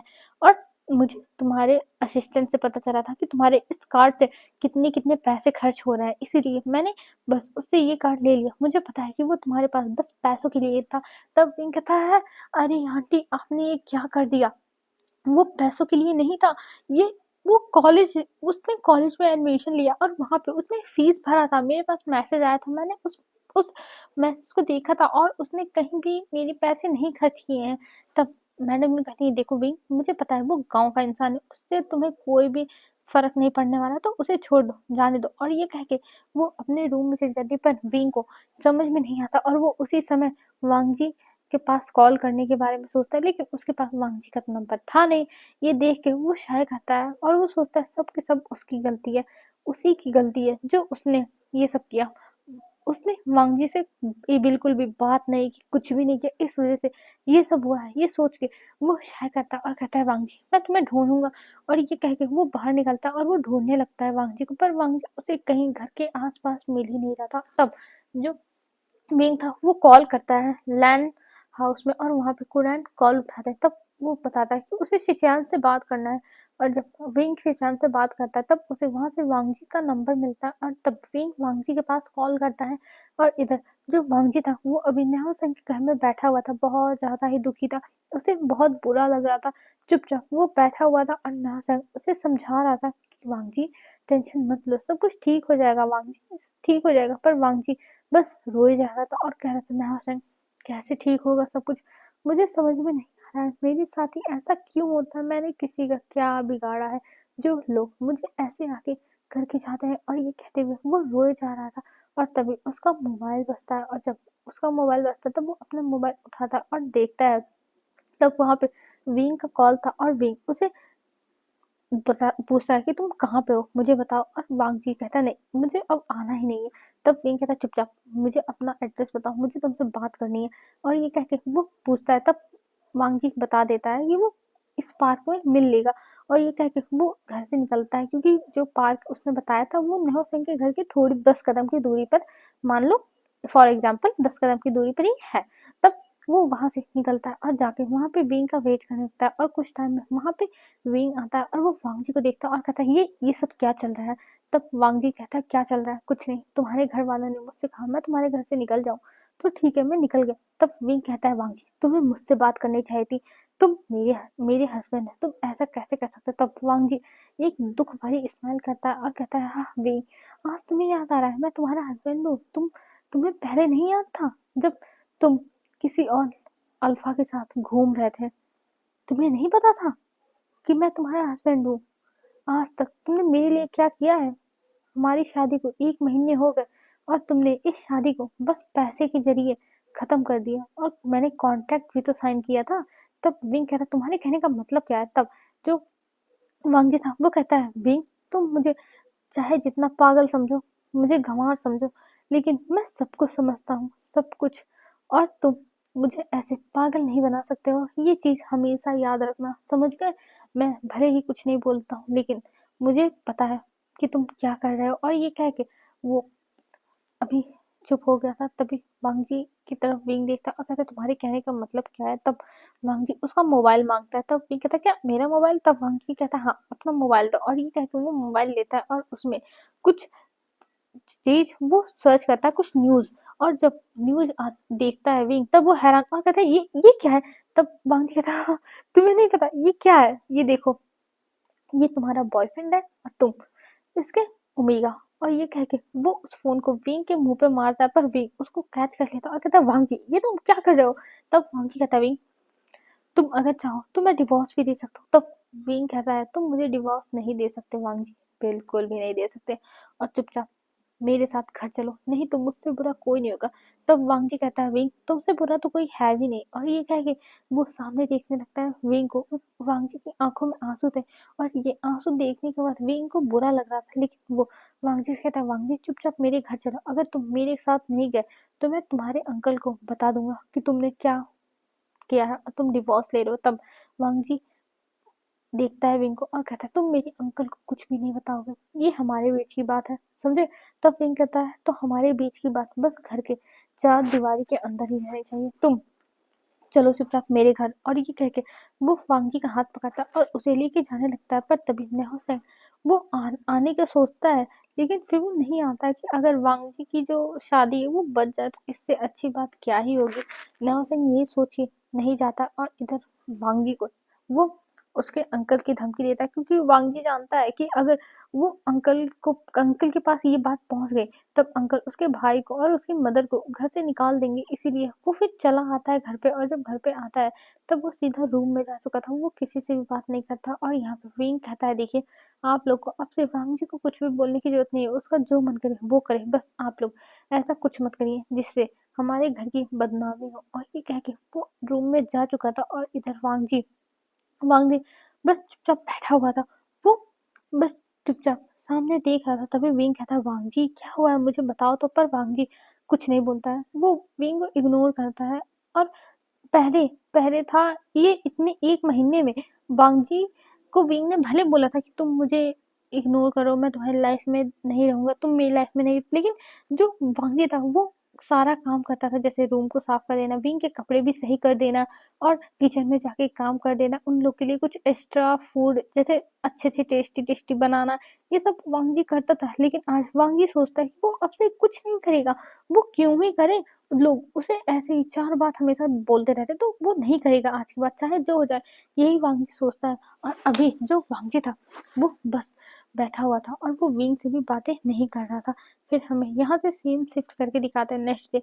आज वांग जी आराम से उठता है और उठने के बाद वो जाता है कॉलेज में, और कॉलेज में वो कुछ प्रोसेस कंप्लीट कर रहा था जिससे उसकी जो क्लासेस हैं वो ऑनलाइन हो जाए, तब वो आराम से घर पे पढ़ेगा और फिर उसके बाद वो कोई और काम भी करने लगेगा जैसे उसका टाइम बचे, ये सोच के वो प्रोसेस पूरा खत्म करता है और नेहा को बता देता है। तो नेहा कहता है वांग जी, अगर तुम्हें किसी भी चीज़ की जरूरत हुई तो मुझे बताना। तब वांग जी कहता है जरूर नेहा, तुम मेरे दोस्त हो, तुम्हें नहीं बताऊंगा तो किसे बताऊंगा। और ये कह के वहाँ से चला गया था वांग जी। और अभी वांग जी एक कैफे में अपना काम कर रहा था, जो भी वो करता था वो कर रहा था। वो अच्छा कैफे था, मतलब जैसे हाँ वो बहुत अच्छा कैफे था, एकदम 5 स्टार रेटिंग वाला समझ लो। तो वहाँ पे वांग जी काम कर रहा था और तभी वहाँ पे विंग अपने कुछ दोस्तों के साथ आके बैठ जाता है और वहाँ पे वो पीने लगता है, मतलब कॉफ़ी ऑर्डर करता है और वांग जी वहाँ पे कॉफ़ी लेके आता है और वो विंग के सामने रखता है और उसके सारे दोस्तों के सामने रख देता है। और विंग और उसके दोस्त बातें कर रहे थे और हंस रहे थे। तभी विंग देखता है वांग जी को और वांग जी को देख के शॉक, क्या ये कैफे में भी काम करता है? यही विंग सोचता है, लेकिन वो अभी कुछ बोलता नहीं है। तभी जो उसके दोस्त है वो कहते हैं, हे विंग, वो देखो वो लड़का सच में अच्छा है ना? मुझे तो लगता है कि यहाँ पे वो बहुत दिन से काम कर रहा है, देखो उसके हाथ कैसे चल रहे हैं।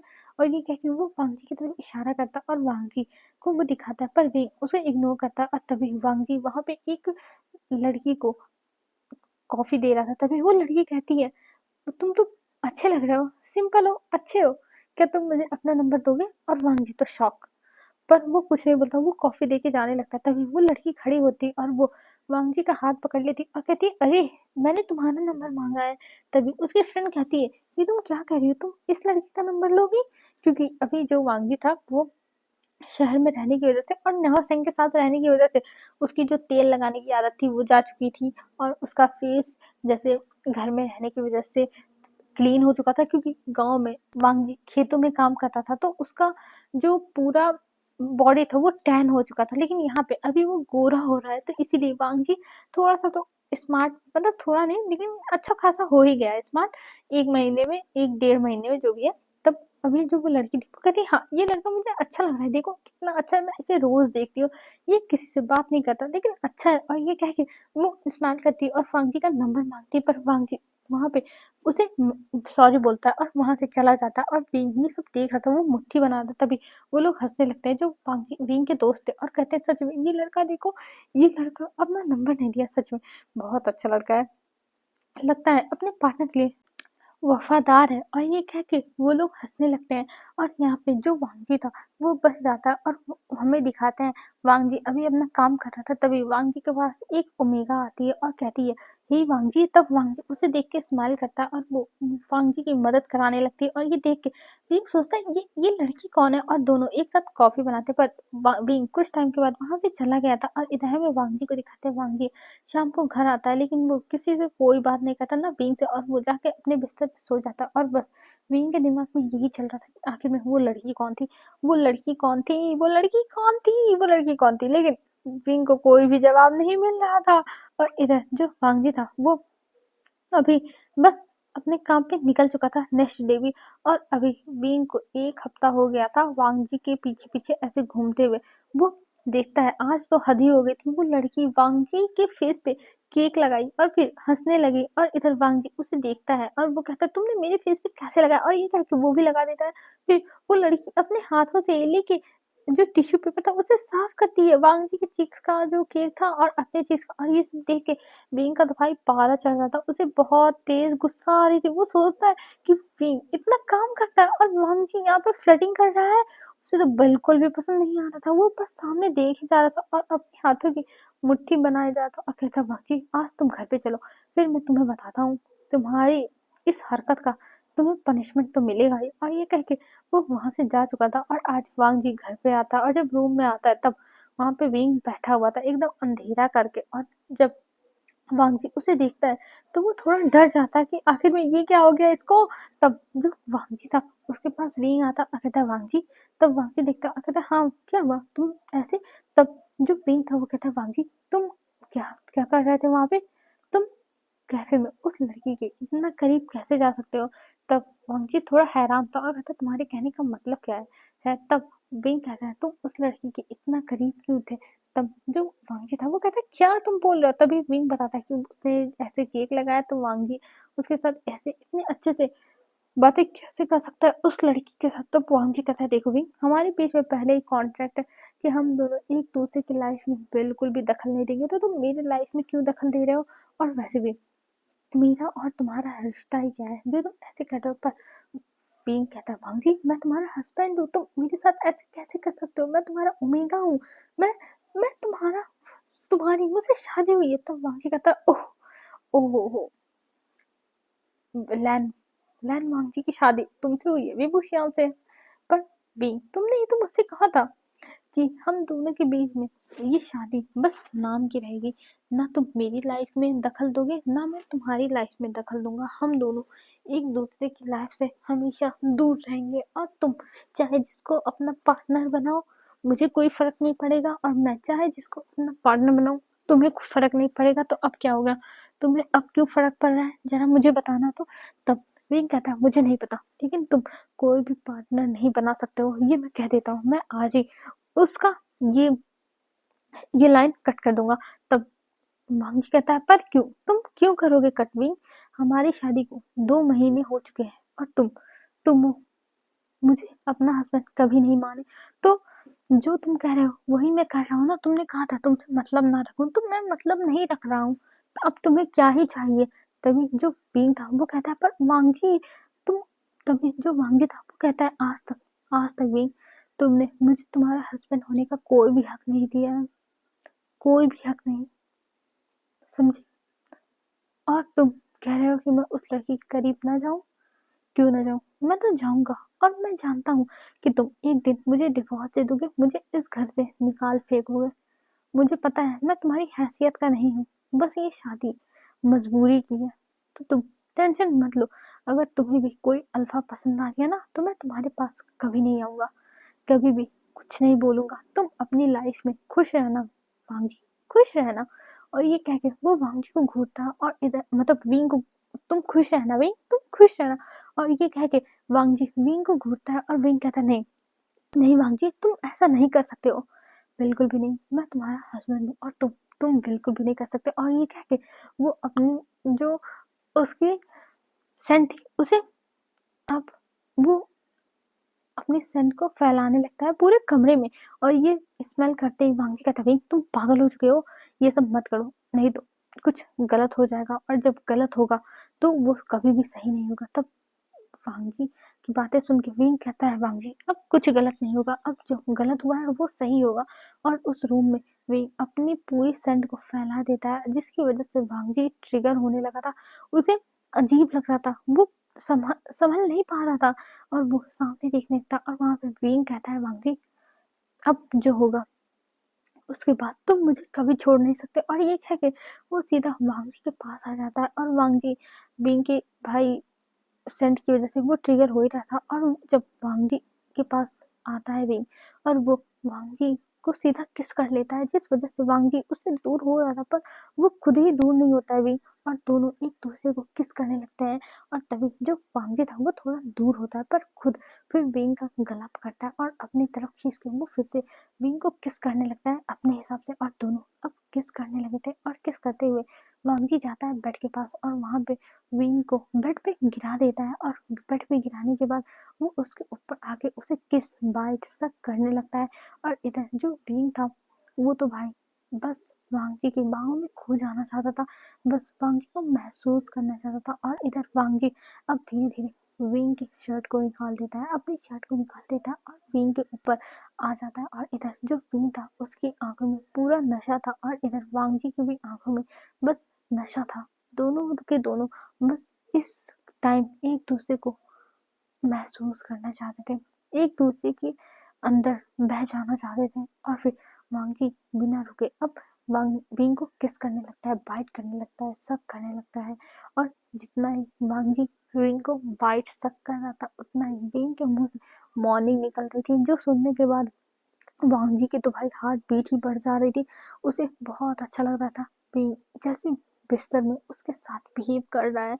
सच में वांगजी को बहुत अच्छा लग रहा था और वो दोनों अभी एक दूसरे के साथ बस अभी बस एक दूसरे को प्रिपेयर कर रहे थे। और कुछ टाइम के बाद जब वांगजी देखता है कि विंग प्रिपेयर हो चुका है तब जल्दी से वो कनेक्ट हो जाता है। और इधर विंग की तो चीख ही निकल जाती है, लेकिन थैंक गॉड ये रूम साउंड प्रूफ है, बाहर तो आवाज़ जाएगी नहीं और ये आवाज़ यहीं दबके रह जाएगी। और दोनों एक दूसरे से कनेक्ट होके बस अब उनका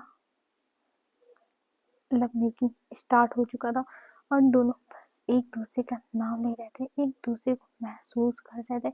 और इस टाइम में कोई भी रिग्रेट नहीं था, कुछ नहीं था, पछतावा नहीं था, बस दोनों के बीच में प्यार था। और इस प्यार में बहुत ज़्यादा ही विंग का मौत था। और दोनों अब हमें सीन शिफ्ट करके दिखाया जाता है मॉर्निंग में विंग और वांगजी को ये सब करते हुए कम से कम 3 तो बज ही गए थे। और विंग को तो याद ही नहीं कितने मल्टीपल टाइम उन लोगों ने ये सब किया। और अभी दोनों सो रहे थे और अभी 9 बज चुके थे, जिसकी वजह से विंग के डोर पे कई बार नॉक हुआ पर वांगजी विंग दोनों नहीं उठे। इसलिए फिर उनकी फैमिली हार मान के चली गई अपने काम पे कि छोड़ो हम बाद में आके मिल लेंगे, विंग की तबीयत हो सकता हो ठीक ना। ये सोच के वो लोग चले गए थे। और इधर हमें दिखाते हैं अभी 1 बज चुका था, 1 बजे वांगजी की आँख खुलती और वो विंग को देखता है। और विंग को देखने के बाद वो उठ के बैठ जाता है और इधर जो विंग था वो भी उठ के बैठ जाता है और वो वांगजी को देखता है और कहता है तुम मेरे बिस्तर पे। तब वांगजी कहता है विंग ये तुम क्या कह रहे हो, तुमने ही मुझे।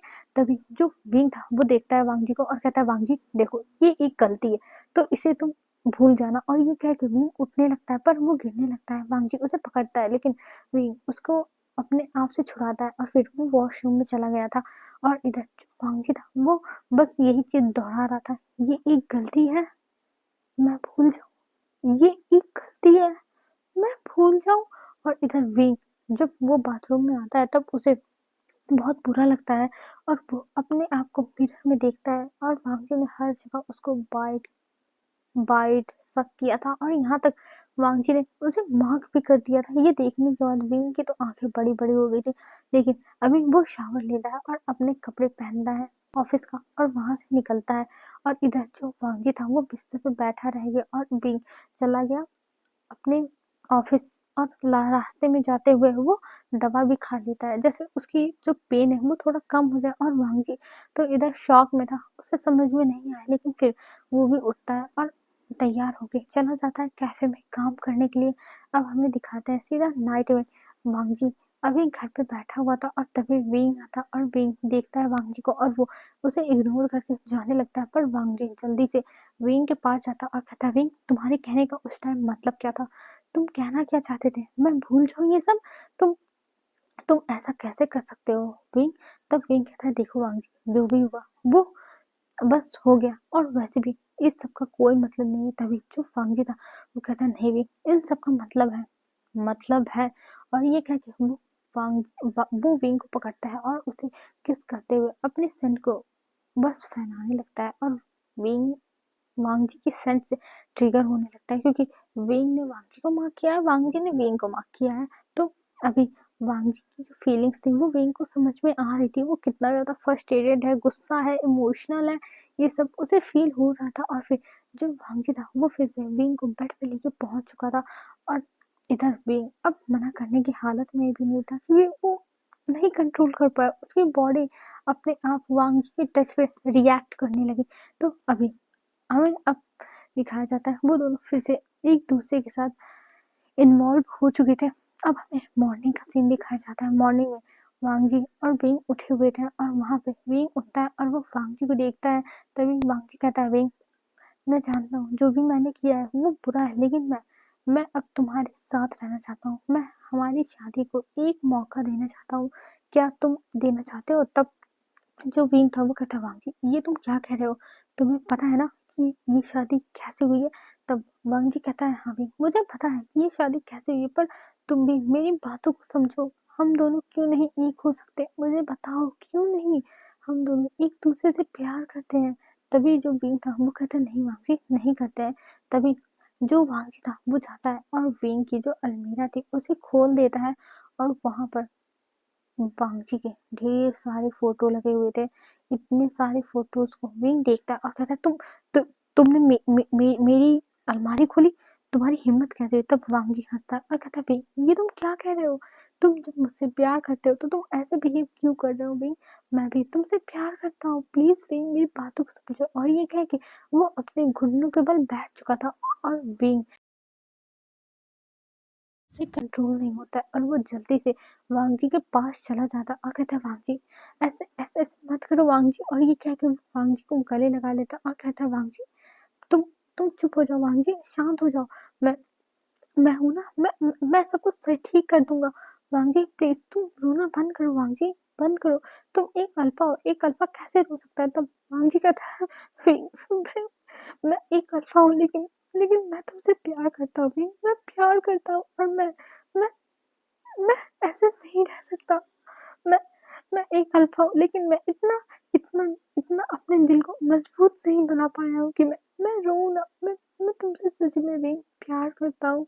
मैं प्यार करने लगा हूँ। और ये कह के वो रोने लगता है और तब भी उसे गले लगा लेता है और उसे शांत करता है और कहता है, ठीक है मैं तुम्हारी बात समझ गया हूँ, लेकिन हम अभी एक दूसरे को डेट करेंगे पहले, ठीक है? ठीक है ना? तब जो वांग था वो कहता, तुम जो कहोगे वो मैं करूंगा भाई, सब कुछ करूंगा, लेकिन प्लीज मुझे कभी मत छोड़ना, मुझे मत छोड़ना भाई। तब विंग उसे गले लगा लेता और कहता, नहीं वांग जी मैं नहीं छोड़ूंगा। और ये कह के फिर वांग जी उसे उठाता है और उसे लाके बिस्तर पे बैठाता है और बैठाने के बाद वो विंग जो विंग था वो मतलब तो विंग और वांग जी एक दूसरे को देखने लगते हैं और तभी जो विंग था वो वांग जी के गले लग जाता और कहता, अच्छा मुझे बताओ ये तुम्हें कैसे दिखा? तब वांग जी स्माइल करता और कहता है, मुझे 2 हफ्ते पहले ही ये सब दिख चुके हैं, समझे? तब विंग कहता है, क्या तुम्हें पहले से ही पता है? तब वांग जी कहता, ऑफ कोर्स विंग मुझे पता है कि तुम मुझसे प्यार करते हो, बस तुम इजहार नहीं करना चाहते थे। तब जो विंग था वो कहता है, हाँ ये तो है। तब वांगी पूछता, आखिर में तुम्हें कब प्यार हुआ था मुझसे? क्या तुम मुझे बता सकते हो? तब विंग हंसने लगता है, उसको शर्म आती है और वो कहता है, नहीं अगर मैंने बता दिया ना तुम मेरा मजाक उड़ाओगे और मैं ये सहन नहीं कर पाऊंगा। तब विंग की बात सुन के वांग जी कहता, अरे नहीं नहीं मैं मजाक नहीं उड़ाऊंगा विंग, मुझे बताओ तो, चलो बताओ। और ये कह के वो पीछे पड़ जाता है। तब विंग कहता, अच्छा ठीक है। और तब विंग बताता है कि उसे वांग जी के बारे में 4 साल पहले ही पता चल गया था, जब उसकी मॉम ने उसे बताया था कि उसकी कॉन्ट्रैक्ट मैरिज होगी, मतलब उनकी शादी बचपन में ही तय हो चुकी है, तो यही मैरिज होगी। और तब विंग ने मना किया था, लेकिन जब उसकी मॉम ने फोर्स किया था तब वो गया था वांग जी को देखने के लिए, उसके बारे में पता लगाने के लिए। लेकिन जब विंग को पता चला कि वांग जी कितना अच्छा इंसान है, वो हमेशा वांग जी के पीछे एक डिटेक्टिव रखता था जो हमेशा वांग जी की फोटोज विंग के पास भेजता था, उसके बारे में बताता था। और 4 सालों तक वांग जी के बारे में उस डिटेक्टिव ने सब कुछ बताया था और विंग इन सब चीजों से बहुत ज्यादा इम्प्रेस हो चुका था और वो वांग जी को पसंद करने लगा था। पर वांग जी के बारे में उसे पता था कि वांग जी ये शादी नहीं करना चाहता है, उसके साथ जबरदस्ती हो रही है और विंग भी इसमें कुछ नहीं कर सकता था, ये शादी तो करनी ही थी। इसीलिए विंग ने ये सब किया था, इसीलिए ये कॉन्ट्रैक्ट भी साइन किया कि वांग जी कहीं और चला जाए। पर जब उसने कैफे में देखा कि वांग जी ऐसे उस लड़की के साथ है तो उसे जल्द से फीलिंग ये सब कर दिया उसने, बस उसे और कुछ नहीं कहना है। और ये कह के वो मुंह छुपा लेता है। तब वांग जी हंसने लगता और कहता, अच्छा अच्छा ठीक है विंग मैं समझ गया। और ये कह के वो विंग के बालों को सहलाता है और इधर जो विंग था वो उसे गले लगा के रखता है। तभी विंग थोड़ा सा फेस अपना दूर करता है और कहता है अच्छा चलो बताओ तुम्हें मुझसे कैसे प्यार हुआ, जरा बताना तो। तब वांगजी हंसने लगता है और कहता है क्या मैं बता दूं? तब विंग कहता है ऑफ कोर्स तुम्हें बताना पड़ेगा।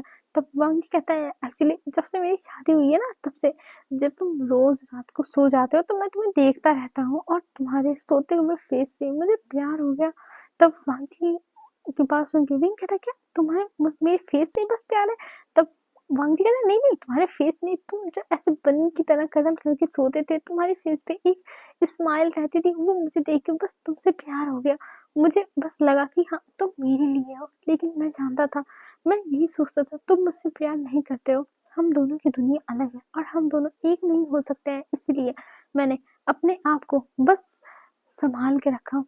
मैं नहीं चाहता था कि मेरी वजह से तुम्हारी लाइफ में कुछ हो, और मैं जानता था कि तुम मुझसे प्यार नहीं करते हो, इसलिए मुझे तुमसे कोई भी आशा नहीं रखनी चाहिए। और मैं बस अपने दिल को रोज समझाता था, रोज संभालता था, लेकिन मेरा दिल जो इतना ज्यादा ही वीक है वो तुम्हारे लिए हमेशा क्रेविंग करता था। लेकिन जब तुमने सामने से आके मुझे किस किया, मैं अपने ऊपर कंट्रोल नहीं कर पाया, बस मैं उस समय बह गया। और मैं अब तुम्हें अपने आप से दूर नहीं जाने दूंगा विंग, चाहे जो हो जाए।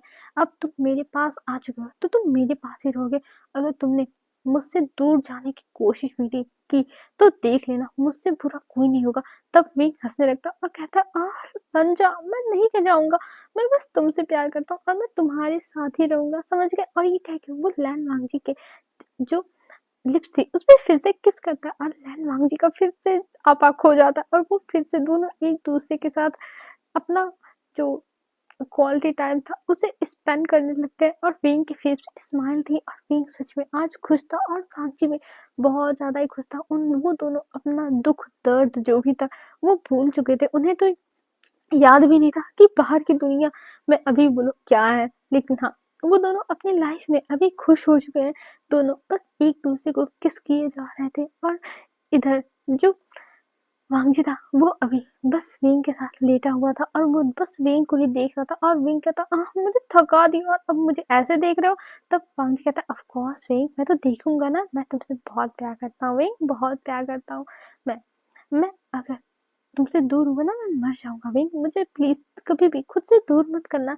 तब विंग कहता ओह तुम ऐसा कैसे बोल सकते हो, मैं तुम्हें अपने आप से कभी भी दूर नहीं करने वाला हूँ, अब तो तुम मेरे पास ही रहोगे, कभी भी तुम मुझसे दूर जाने नहीं वाले। और वैसे भी मैं एक बात बता दूं, जो मैं तुम्हारे कैफे में गया था ना अपने दोस्तों के साथ, तो वो मैं जानबूझ के गया था जैसे मैं तुम्हारे ऊपर नजर रख पाऊँ, लेकिन मुझे क्या पता कि वो चुड़ैल लड़की तुम्हारे ऊपर लाइन मारने के लिए आ जाएगी। और ये कह के वो वांगजी को देखता था, वांगजी कहता ओ विंग, वो चुड़ैल नहीं, वो मेरी बहुत अच्छी दोस्त है। और ये कह के वो विंग को गले लगा के सुलाने लगता है।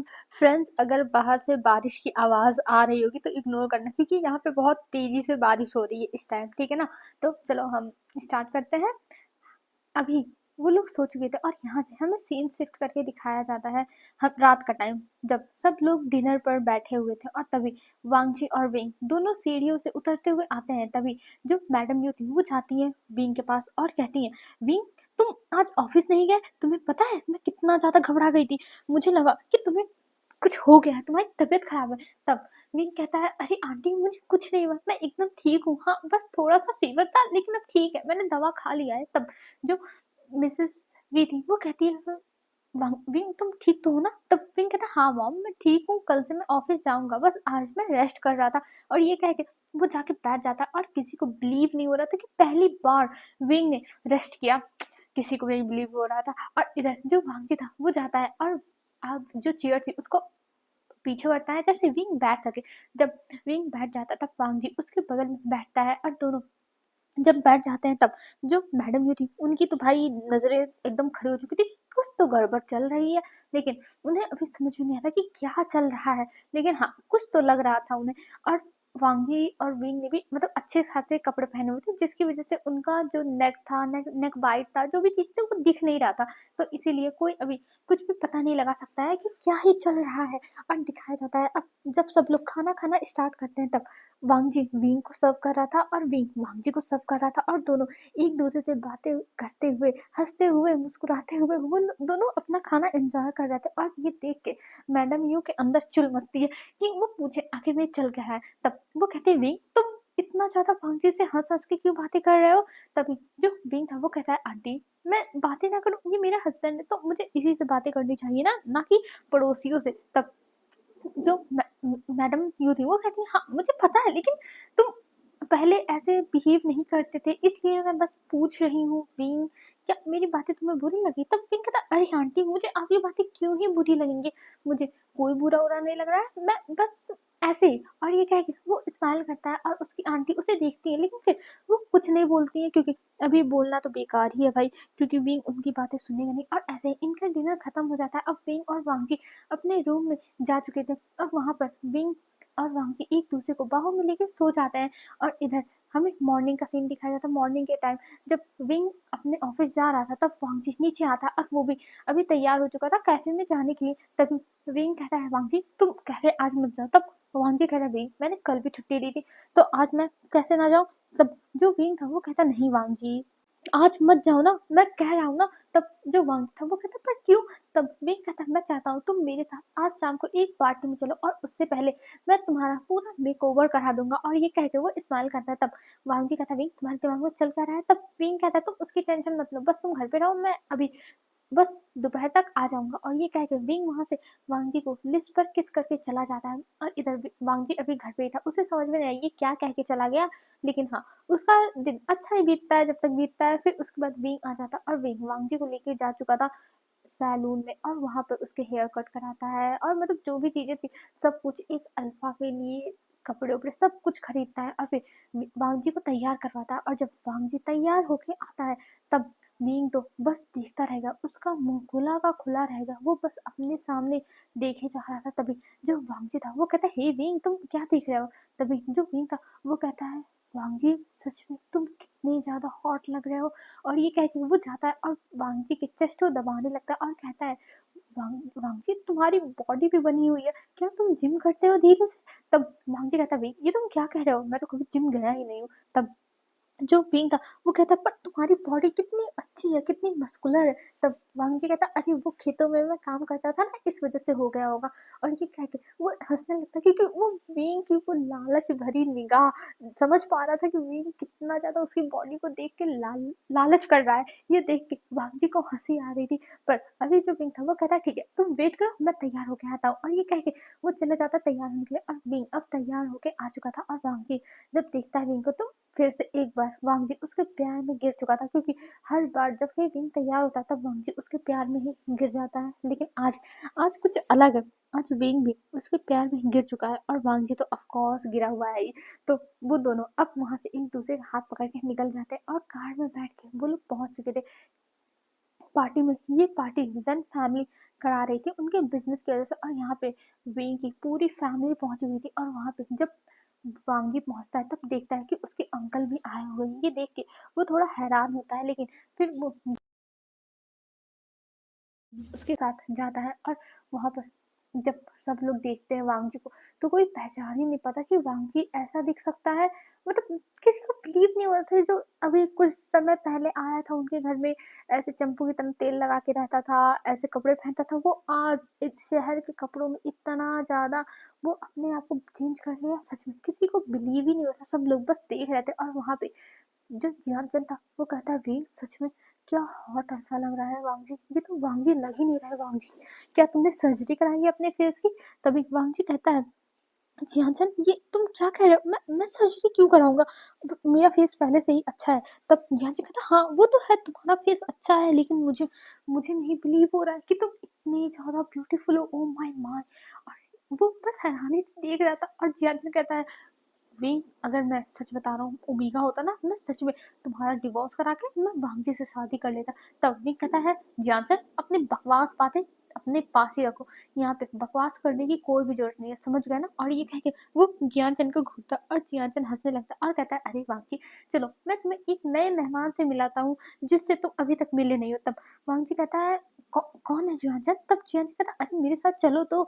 और ये कह के वो वांग जी को अपने साथ लेके जाता है और वहाँ पे जो यानली थी वो खड़ी हुई थी और यानली को जब इंट्रोड्यूस कराता है तब वांग जी कहता है, ओह तो आप यानली।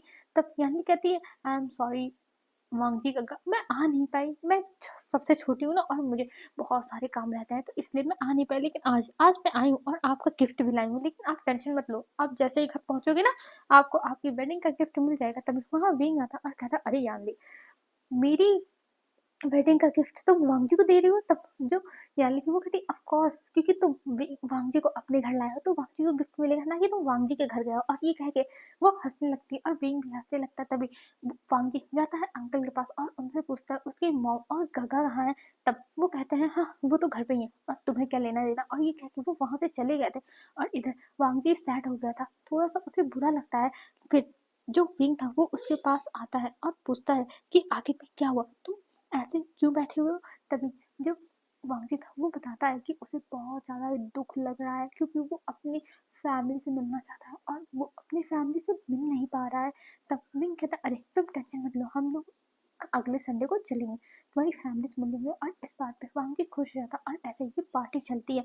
और अब धीरे धीरे टाइम बीतने लगा था और पूरी फैमिली वांगजी को एक्सेप्ट कर चुकी थी, क्योंकि पहले भी वांग जी का बिहेवियर बहुत ज़्यादा स्वीट था, वो किसी से लड़ाई झगड़ा नहीं करता था, वो बहुत अच्छे से रहता था। लेकिन अब टाइम बीतने की वजह से धीरे धीरे वांग जी उस फैमिली में भी एडजस्ट हो रहा और पूरी फैमिली वांग जी के साथ एडजस्ट हो रही। भले ये कॉन्ट्रैक्ट था लेकिन फिर भी एडजस्ट होने में टाइम लगता है, तो ऐसे ही इन लोगों को भी एक दूसरे के साथ रहने में टाइम लग रहा था। लेकिन हाँ, धीरे धीरे सब कुछ सही हो रहा था और यानली तो भाई एक ही बार में वांग जी उसके साथ बहुत अच्छे से घुल मिल गई थी, उसे कोई दिक्कत नहीं थी और जियान भी अच्छे से बिहेव करता था। बस पंगा फंसा था तो मैडम यू ही थोड़ा सा मुश्किल खड़ी करती थी, लेकिन कोई बात नहीं, उतना वांग जी संभाल ले रहा था, उसके लिए ये सब कुछ नहीं। और विंग तो अब उसका साथ हर कदम पे दे ही रहा था ना, और हमें दिखाया जाता ऐसे ही एक हफ्ता बीत जाता और आज वांग जी और विंग अब वांग जी के घर जा रहे थे और वांग जी बहुत ज़्यादा ही खुश था और उसको अभी जॉब भी मिल चुकी है विंग के कंपनी में, जहाँ पे वो एक नॉर्मल वर्कर की तरह काम करता है। अभी तो वो ट्रेनिंग पीरियड पे है, लेकिन फिर उसके बाद अगर उसका काम अच्छा रहा तो उसको जॉब मिल जाएगी। और इस चीज़ पे वांगी खुश भी है, क्योंकि कॉलेज में होता है ना कि इंटर्नशिप मिलती है, तो ऐसे ही वांगजी को भी इंटर्नशिप मिल चुकी है कॉलेज की वजह से, विंग के ऑफिस में। और वांगजी इस चीज़ से खुश है कि चलो हाँ, वो भी अब काम करेगा धीरे धीरे और भी एक्सपीरियंस लेगा और सीखेगा।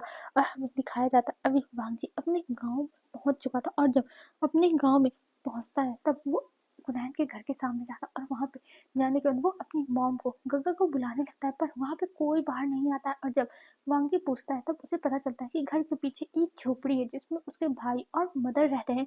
ये सुनने के बाद वांग जी को बहुत बुरा लगता है और वो भागते हुए उस तरफ जाता है और जब वहां पे जाता है तब देखता है उसकी मदर बैठ के कुछ काम कर रही है, चावल साफ कर रही है और उसका गग्गा वहीं बैठ के कुछ कपड़े सिल रहा है। ये देख के वो जल्दी से जाता है और कहता है, मॉम, गग्गा। और ये कह के वो रोने लगता है, उसकी आंखों में आंसू थे। और इधर शिचान और उसकी मदद देखती है, वो तो पहले शॉक हो गई लेकिन फिर जाके भांजी को गले लगाते और वो लोग कुछ टाइम तक ऐसे ही गले लगा के रखते हैं। फिर उसके बाद वो लोग विंग को देखते हैं कि विंग यहाँ पे आया हुआ है। पहले तो उन लोगों ने देखा ही नहीं, वो लोग इतने अपने दुख में खो चुके थे, इतना एक दूसरे को गले लगा के रखे हुए थे कि विंग को वो देख ही नहीं पाते। लेकिन अभी वो लोग विंग को देखते हैं और विंग को देखने के बाद कहते हैं, वांग जी, ये तुम्हारा हस्बैंड? तब वांग जी कहता, हाँ हाँ मदर, ये मेरा हस्बैंड है।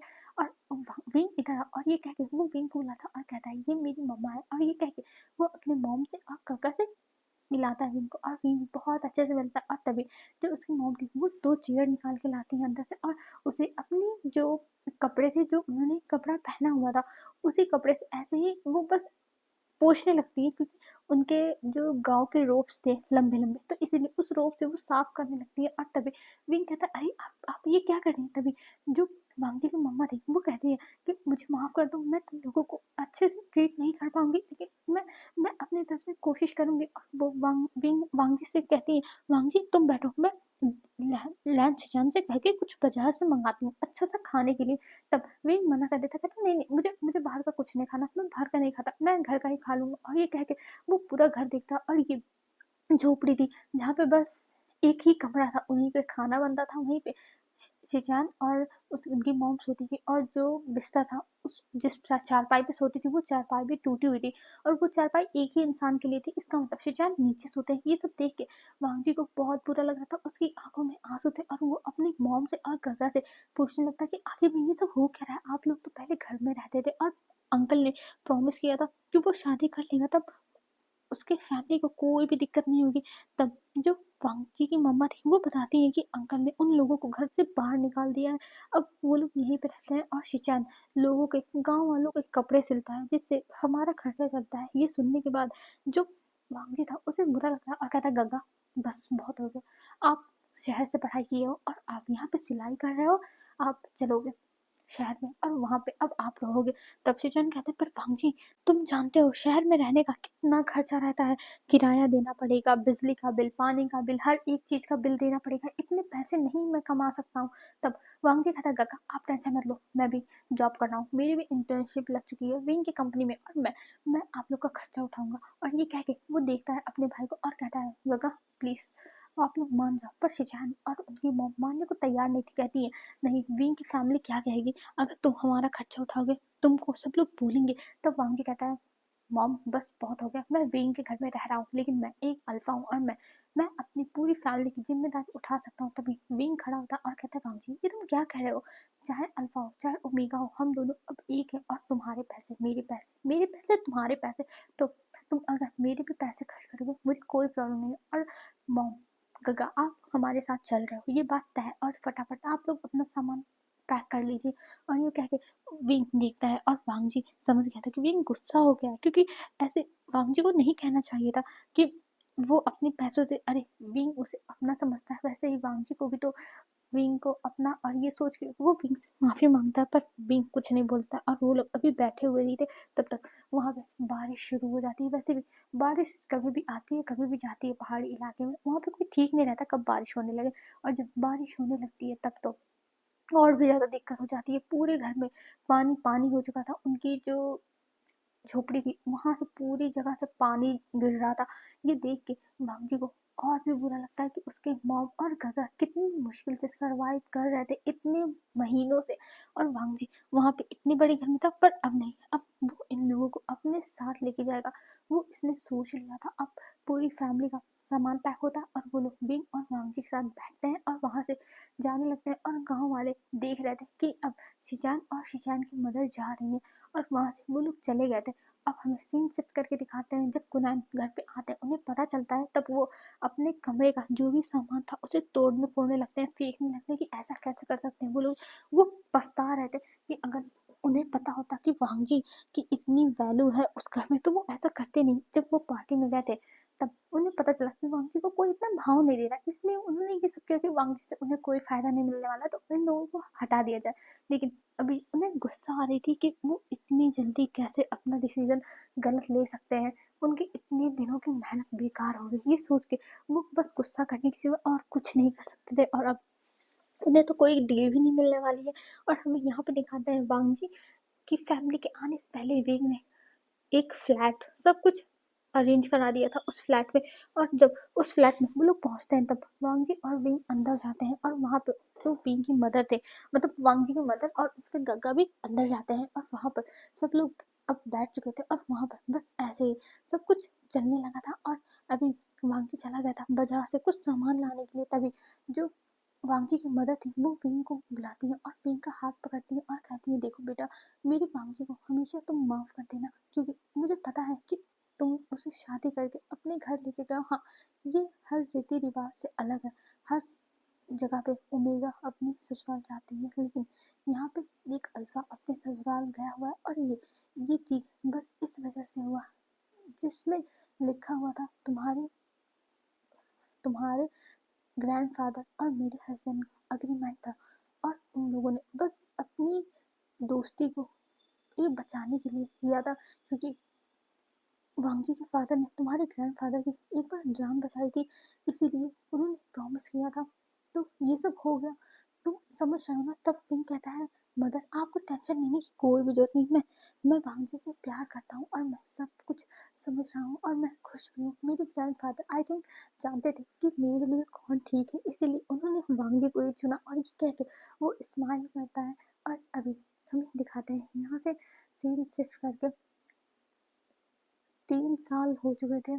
3 साल बाद अभी विंग और वांगजी बैठे हुए थे और वांगजी की पढ़ाई भी कंप्लीट हो चुकी है। वो विंग का हर तरह से उसके जो भी ऑफिस की चीज़ें हैं उसमें हेल्प करता है और इनकी जो लाइफ है ये बहुत अच्छे से चल रही है। और जो पूरी फैमिली है वो एक्सेप्ट कर चुकी है वांगजी को और विंग को। और अब ऐसा भी नहीं कि विंग बस जियान फैमिली में रहता है, अब वो लैंड फैमिली में भी जाके रहता है, जियान फैमिली में भी जाके रहता है, क्योंकि वांगजी ने 2 साल पहले अपना एक बिजनेस स्टार्ट किया, छोटा सा बिजनेस, बस कुछ चीज़ों का, जिसमें उसे एक्सपीरियंस तो ज़्यादा नहीं था, लेकिन हाँ फिर भी था। उसकी मदर ने उसकी हेल्प की थी, क्योंकि वांगजी ने मसाले का बिजनेस स्टार्ट किया था, जिसमें वो मसाला जो मतलब खाने में पड़ते मसाले उन सबको अलग अलग फ्लेवर बना के वो बेचता था। और जिसमें उसकी मदर ने उसको हेल्प किया कि कैसे हम इन फ्लेवर्स को और ज़्यादा इन्हांस कर सकते हैं। तब वांगजी का ये बिजनेस पहले छोटा था, लेकिन फिर धीरे धीरे ये बिजनेस बढ़ता गया और जब डिमांड बढ़ी तब वांगजी की बिजनेस भी बढ़ी और वांगजी आज एक बहुत ही सक्सेसफुल इंसान बन चुका। हाँ वो इतना बड़ा नहीं बना है विंग की फैमिली के, क्योंकि विंग की फैमिली का बिजनेस वो पीढ़ी दर पीढ़ी चलता आ रहा है, लेकिन जो वांगजी का बिजनेस है वो उसने अपने दम पे स्टार्ट किया, तो उसको बढ़ने में टाइम लगेगा। और अभी 2 ही साल हुआ है, तो उस हिसाब से वांगजी का बिजनेस बहुत अच्छे से चलने लगा है। और उसी पैसों से वांगजी ने अपनी फैमिली के लिए एक घर भी ले लिया और बहुत अच्छे से सब कुछ कर भी दिया। और इधर जो शिचान है उनकी शादी भी वांगजी फिक्स कर दिया है जियान chen के साथ, जिसके बाद सब लोग बहुत ज़्यादा खुश हैं, क्योंकि जो जियान chen है वो शिचान को देखते ही भाई उनके प्यार में पड़ चुका था। तो अभी शादी कराना चाहते और इनकी लाइफ बहुत अच्छी चल रही थी, सब लोग बहुत ज़्यादा खुश थे अपनी अपनी लाइफ में। और तभी एक दिन विंग अपने जो ऑफिस था वहाँ पे काम कर रहा था और उसे बहुत ज़्यादा ही डिजीनेस फील होती है, उसकी तबीयत खराब हो जाती है, जिसकी वजह से उसका सेक्रेटरी उसे हॉस्पिटल लेके जाता है। और हॉस्पिटल जाने के बाद विंग को पता चलता है कि वो प्रेग्नेंट है। ये सुनने के बाद वो तो भाई हैरान हो चुका था, लेकिन उसने ये न्यूज़ फिर घर पे आके पूरी फैमिली को बताई। पूरी फैमिली खुश, वांगी खुश, सब लोग खुश हो चुके थे। और फिर अब वो लोग बस बेबी के आने का इंतजार करने थे और विंग भी बहुत ज़्यादा खुश था। और हमें दिखाया जाता है अभी वांगजी और विंग टेरिस पर बैठे हुए और विंग वांगजी को गले लगाया हुआ और कह रहा है वांगजी थैंक यू मेरी लाइफ में आने के लिए, तुमने मेरा नज़रिया बदल दिया और मैं तुमसे बहुत प्यार करता हूँ और तुमने मेरी लाइफ में ये छोटा सा हैप्पीनेस भी और ऐड कर दिया। अब हमारी फैमिली पूरी हो गई। पहले मैं कभी भी फैमिली के बारे में नहीं सोचा था कि मेरी फैमिली हो कुछ भी हो, मुझे बस अपने बिजनेस से मतलब था और अपनी जो आज़ादी थी उसी से। लेकिन जब से तुमसे मैंने प्यार किया तब से मैं फैमिली की असल मायने समझ पाया हूँ वांगजी। सच में मैं बहुत खुश हूँ, बहुत खुश हूँ। और हमारी नन्ही सी जान के लिए भी। और ये कह के वो अपने स्टमक पे अपना हाथ रखता है और वांगजी भी वहाँ पे हाथ रखता है और वो लोग अभी मून को देख रहे थे। और ये एफएफ यहीं पर ख़त्म होती है। हेलो फ्रेंड्स, आज के लिए ये एफएफ यहीं पे हम ख़त्म करते हैं और ये इसकी हैप्पी एंडिंग समझ लेना, ठीक है। और जैसे कि अगर आप लोग कहने वाले हो कि वांगजी को आप इतना वीक कैसे दिखा सकती हो और एक्सेट्रा, वांगजी कैसे जा सकता है एक ओमेगा के घर, तो ये सब, तो यार सब कुछ पैसे का खेल है बाबू भैया। अब पैसे का, जहाँ पे पैसे रहते हैं ना वहाँ पे सब कुछ हो जाता है। और वैसे भी वांगजी की शादी से सबसे ज़्यादा फायदा कुरैन को हुआ था इस डील से, तभी तो वो वांगजी की शादी इतने बड़े घर में कराते हैं। नहीं तो वो इतना नफरत करते थे कि वो कराते ही ना, लेकिन नहीं, उन्होंने कराया बस पैसों के लिए। तो पैसों से कुछ भी हो सकता है यार, भले चाहे वो ओमेगा हो चाहे अल्फा हो। अब विंग की फैमिली के पास पैसे थे तब वांगजी गया, अगर वांगजी के पास हो सकता हो पैसे होते तब विंग आता।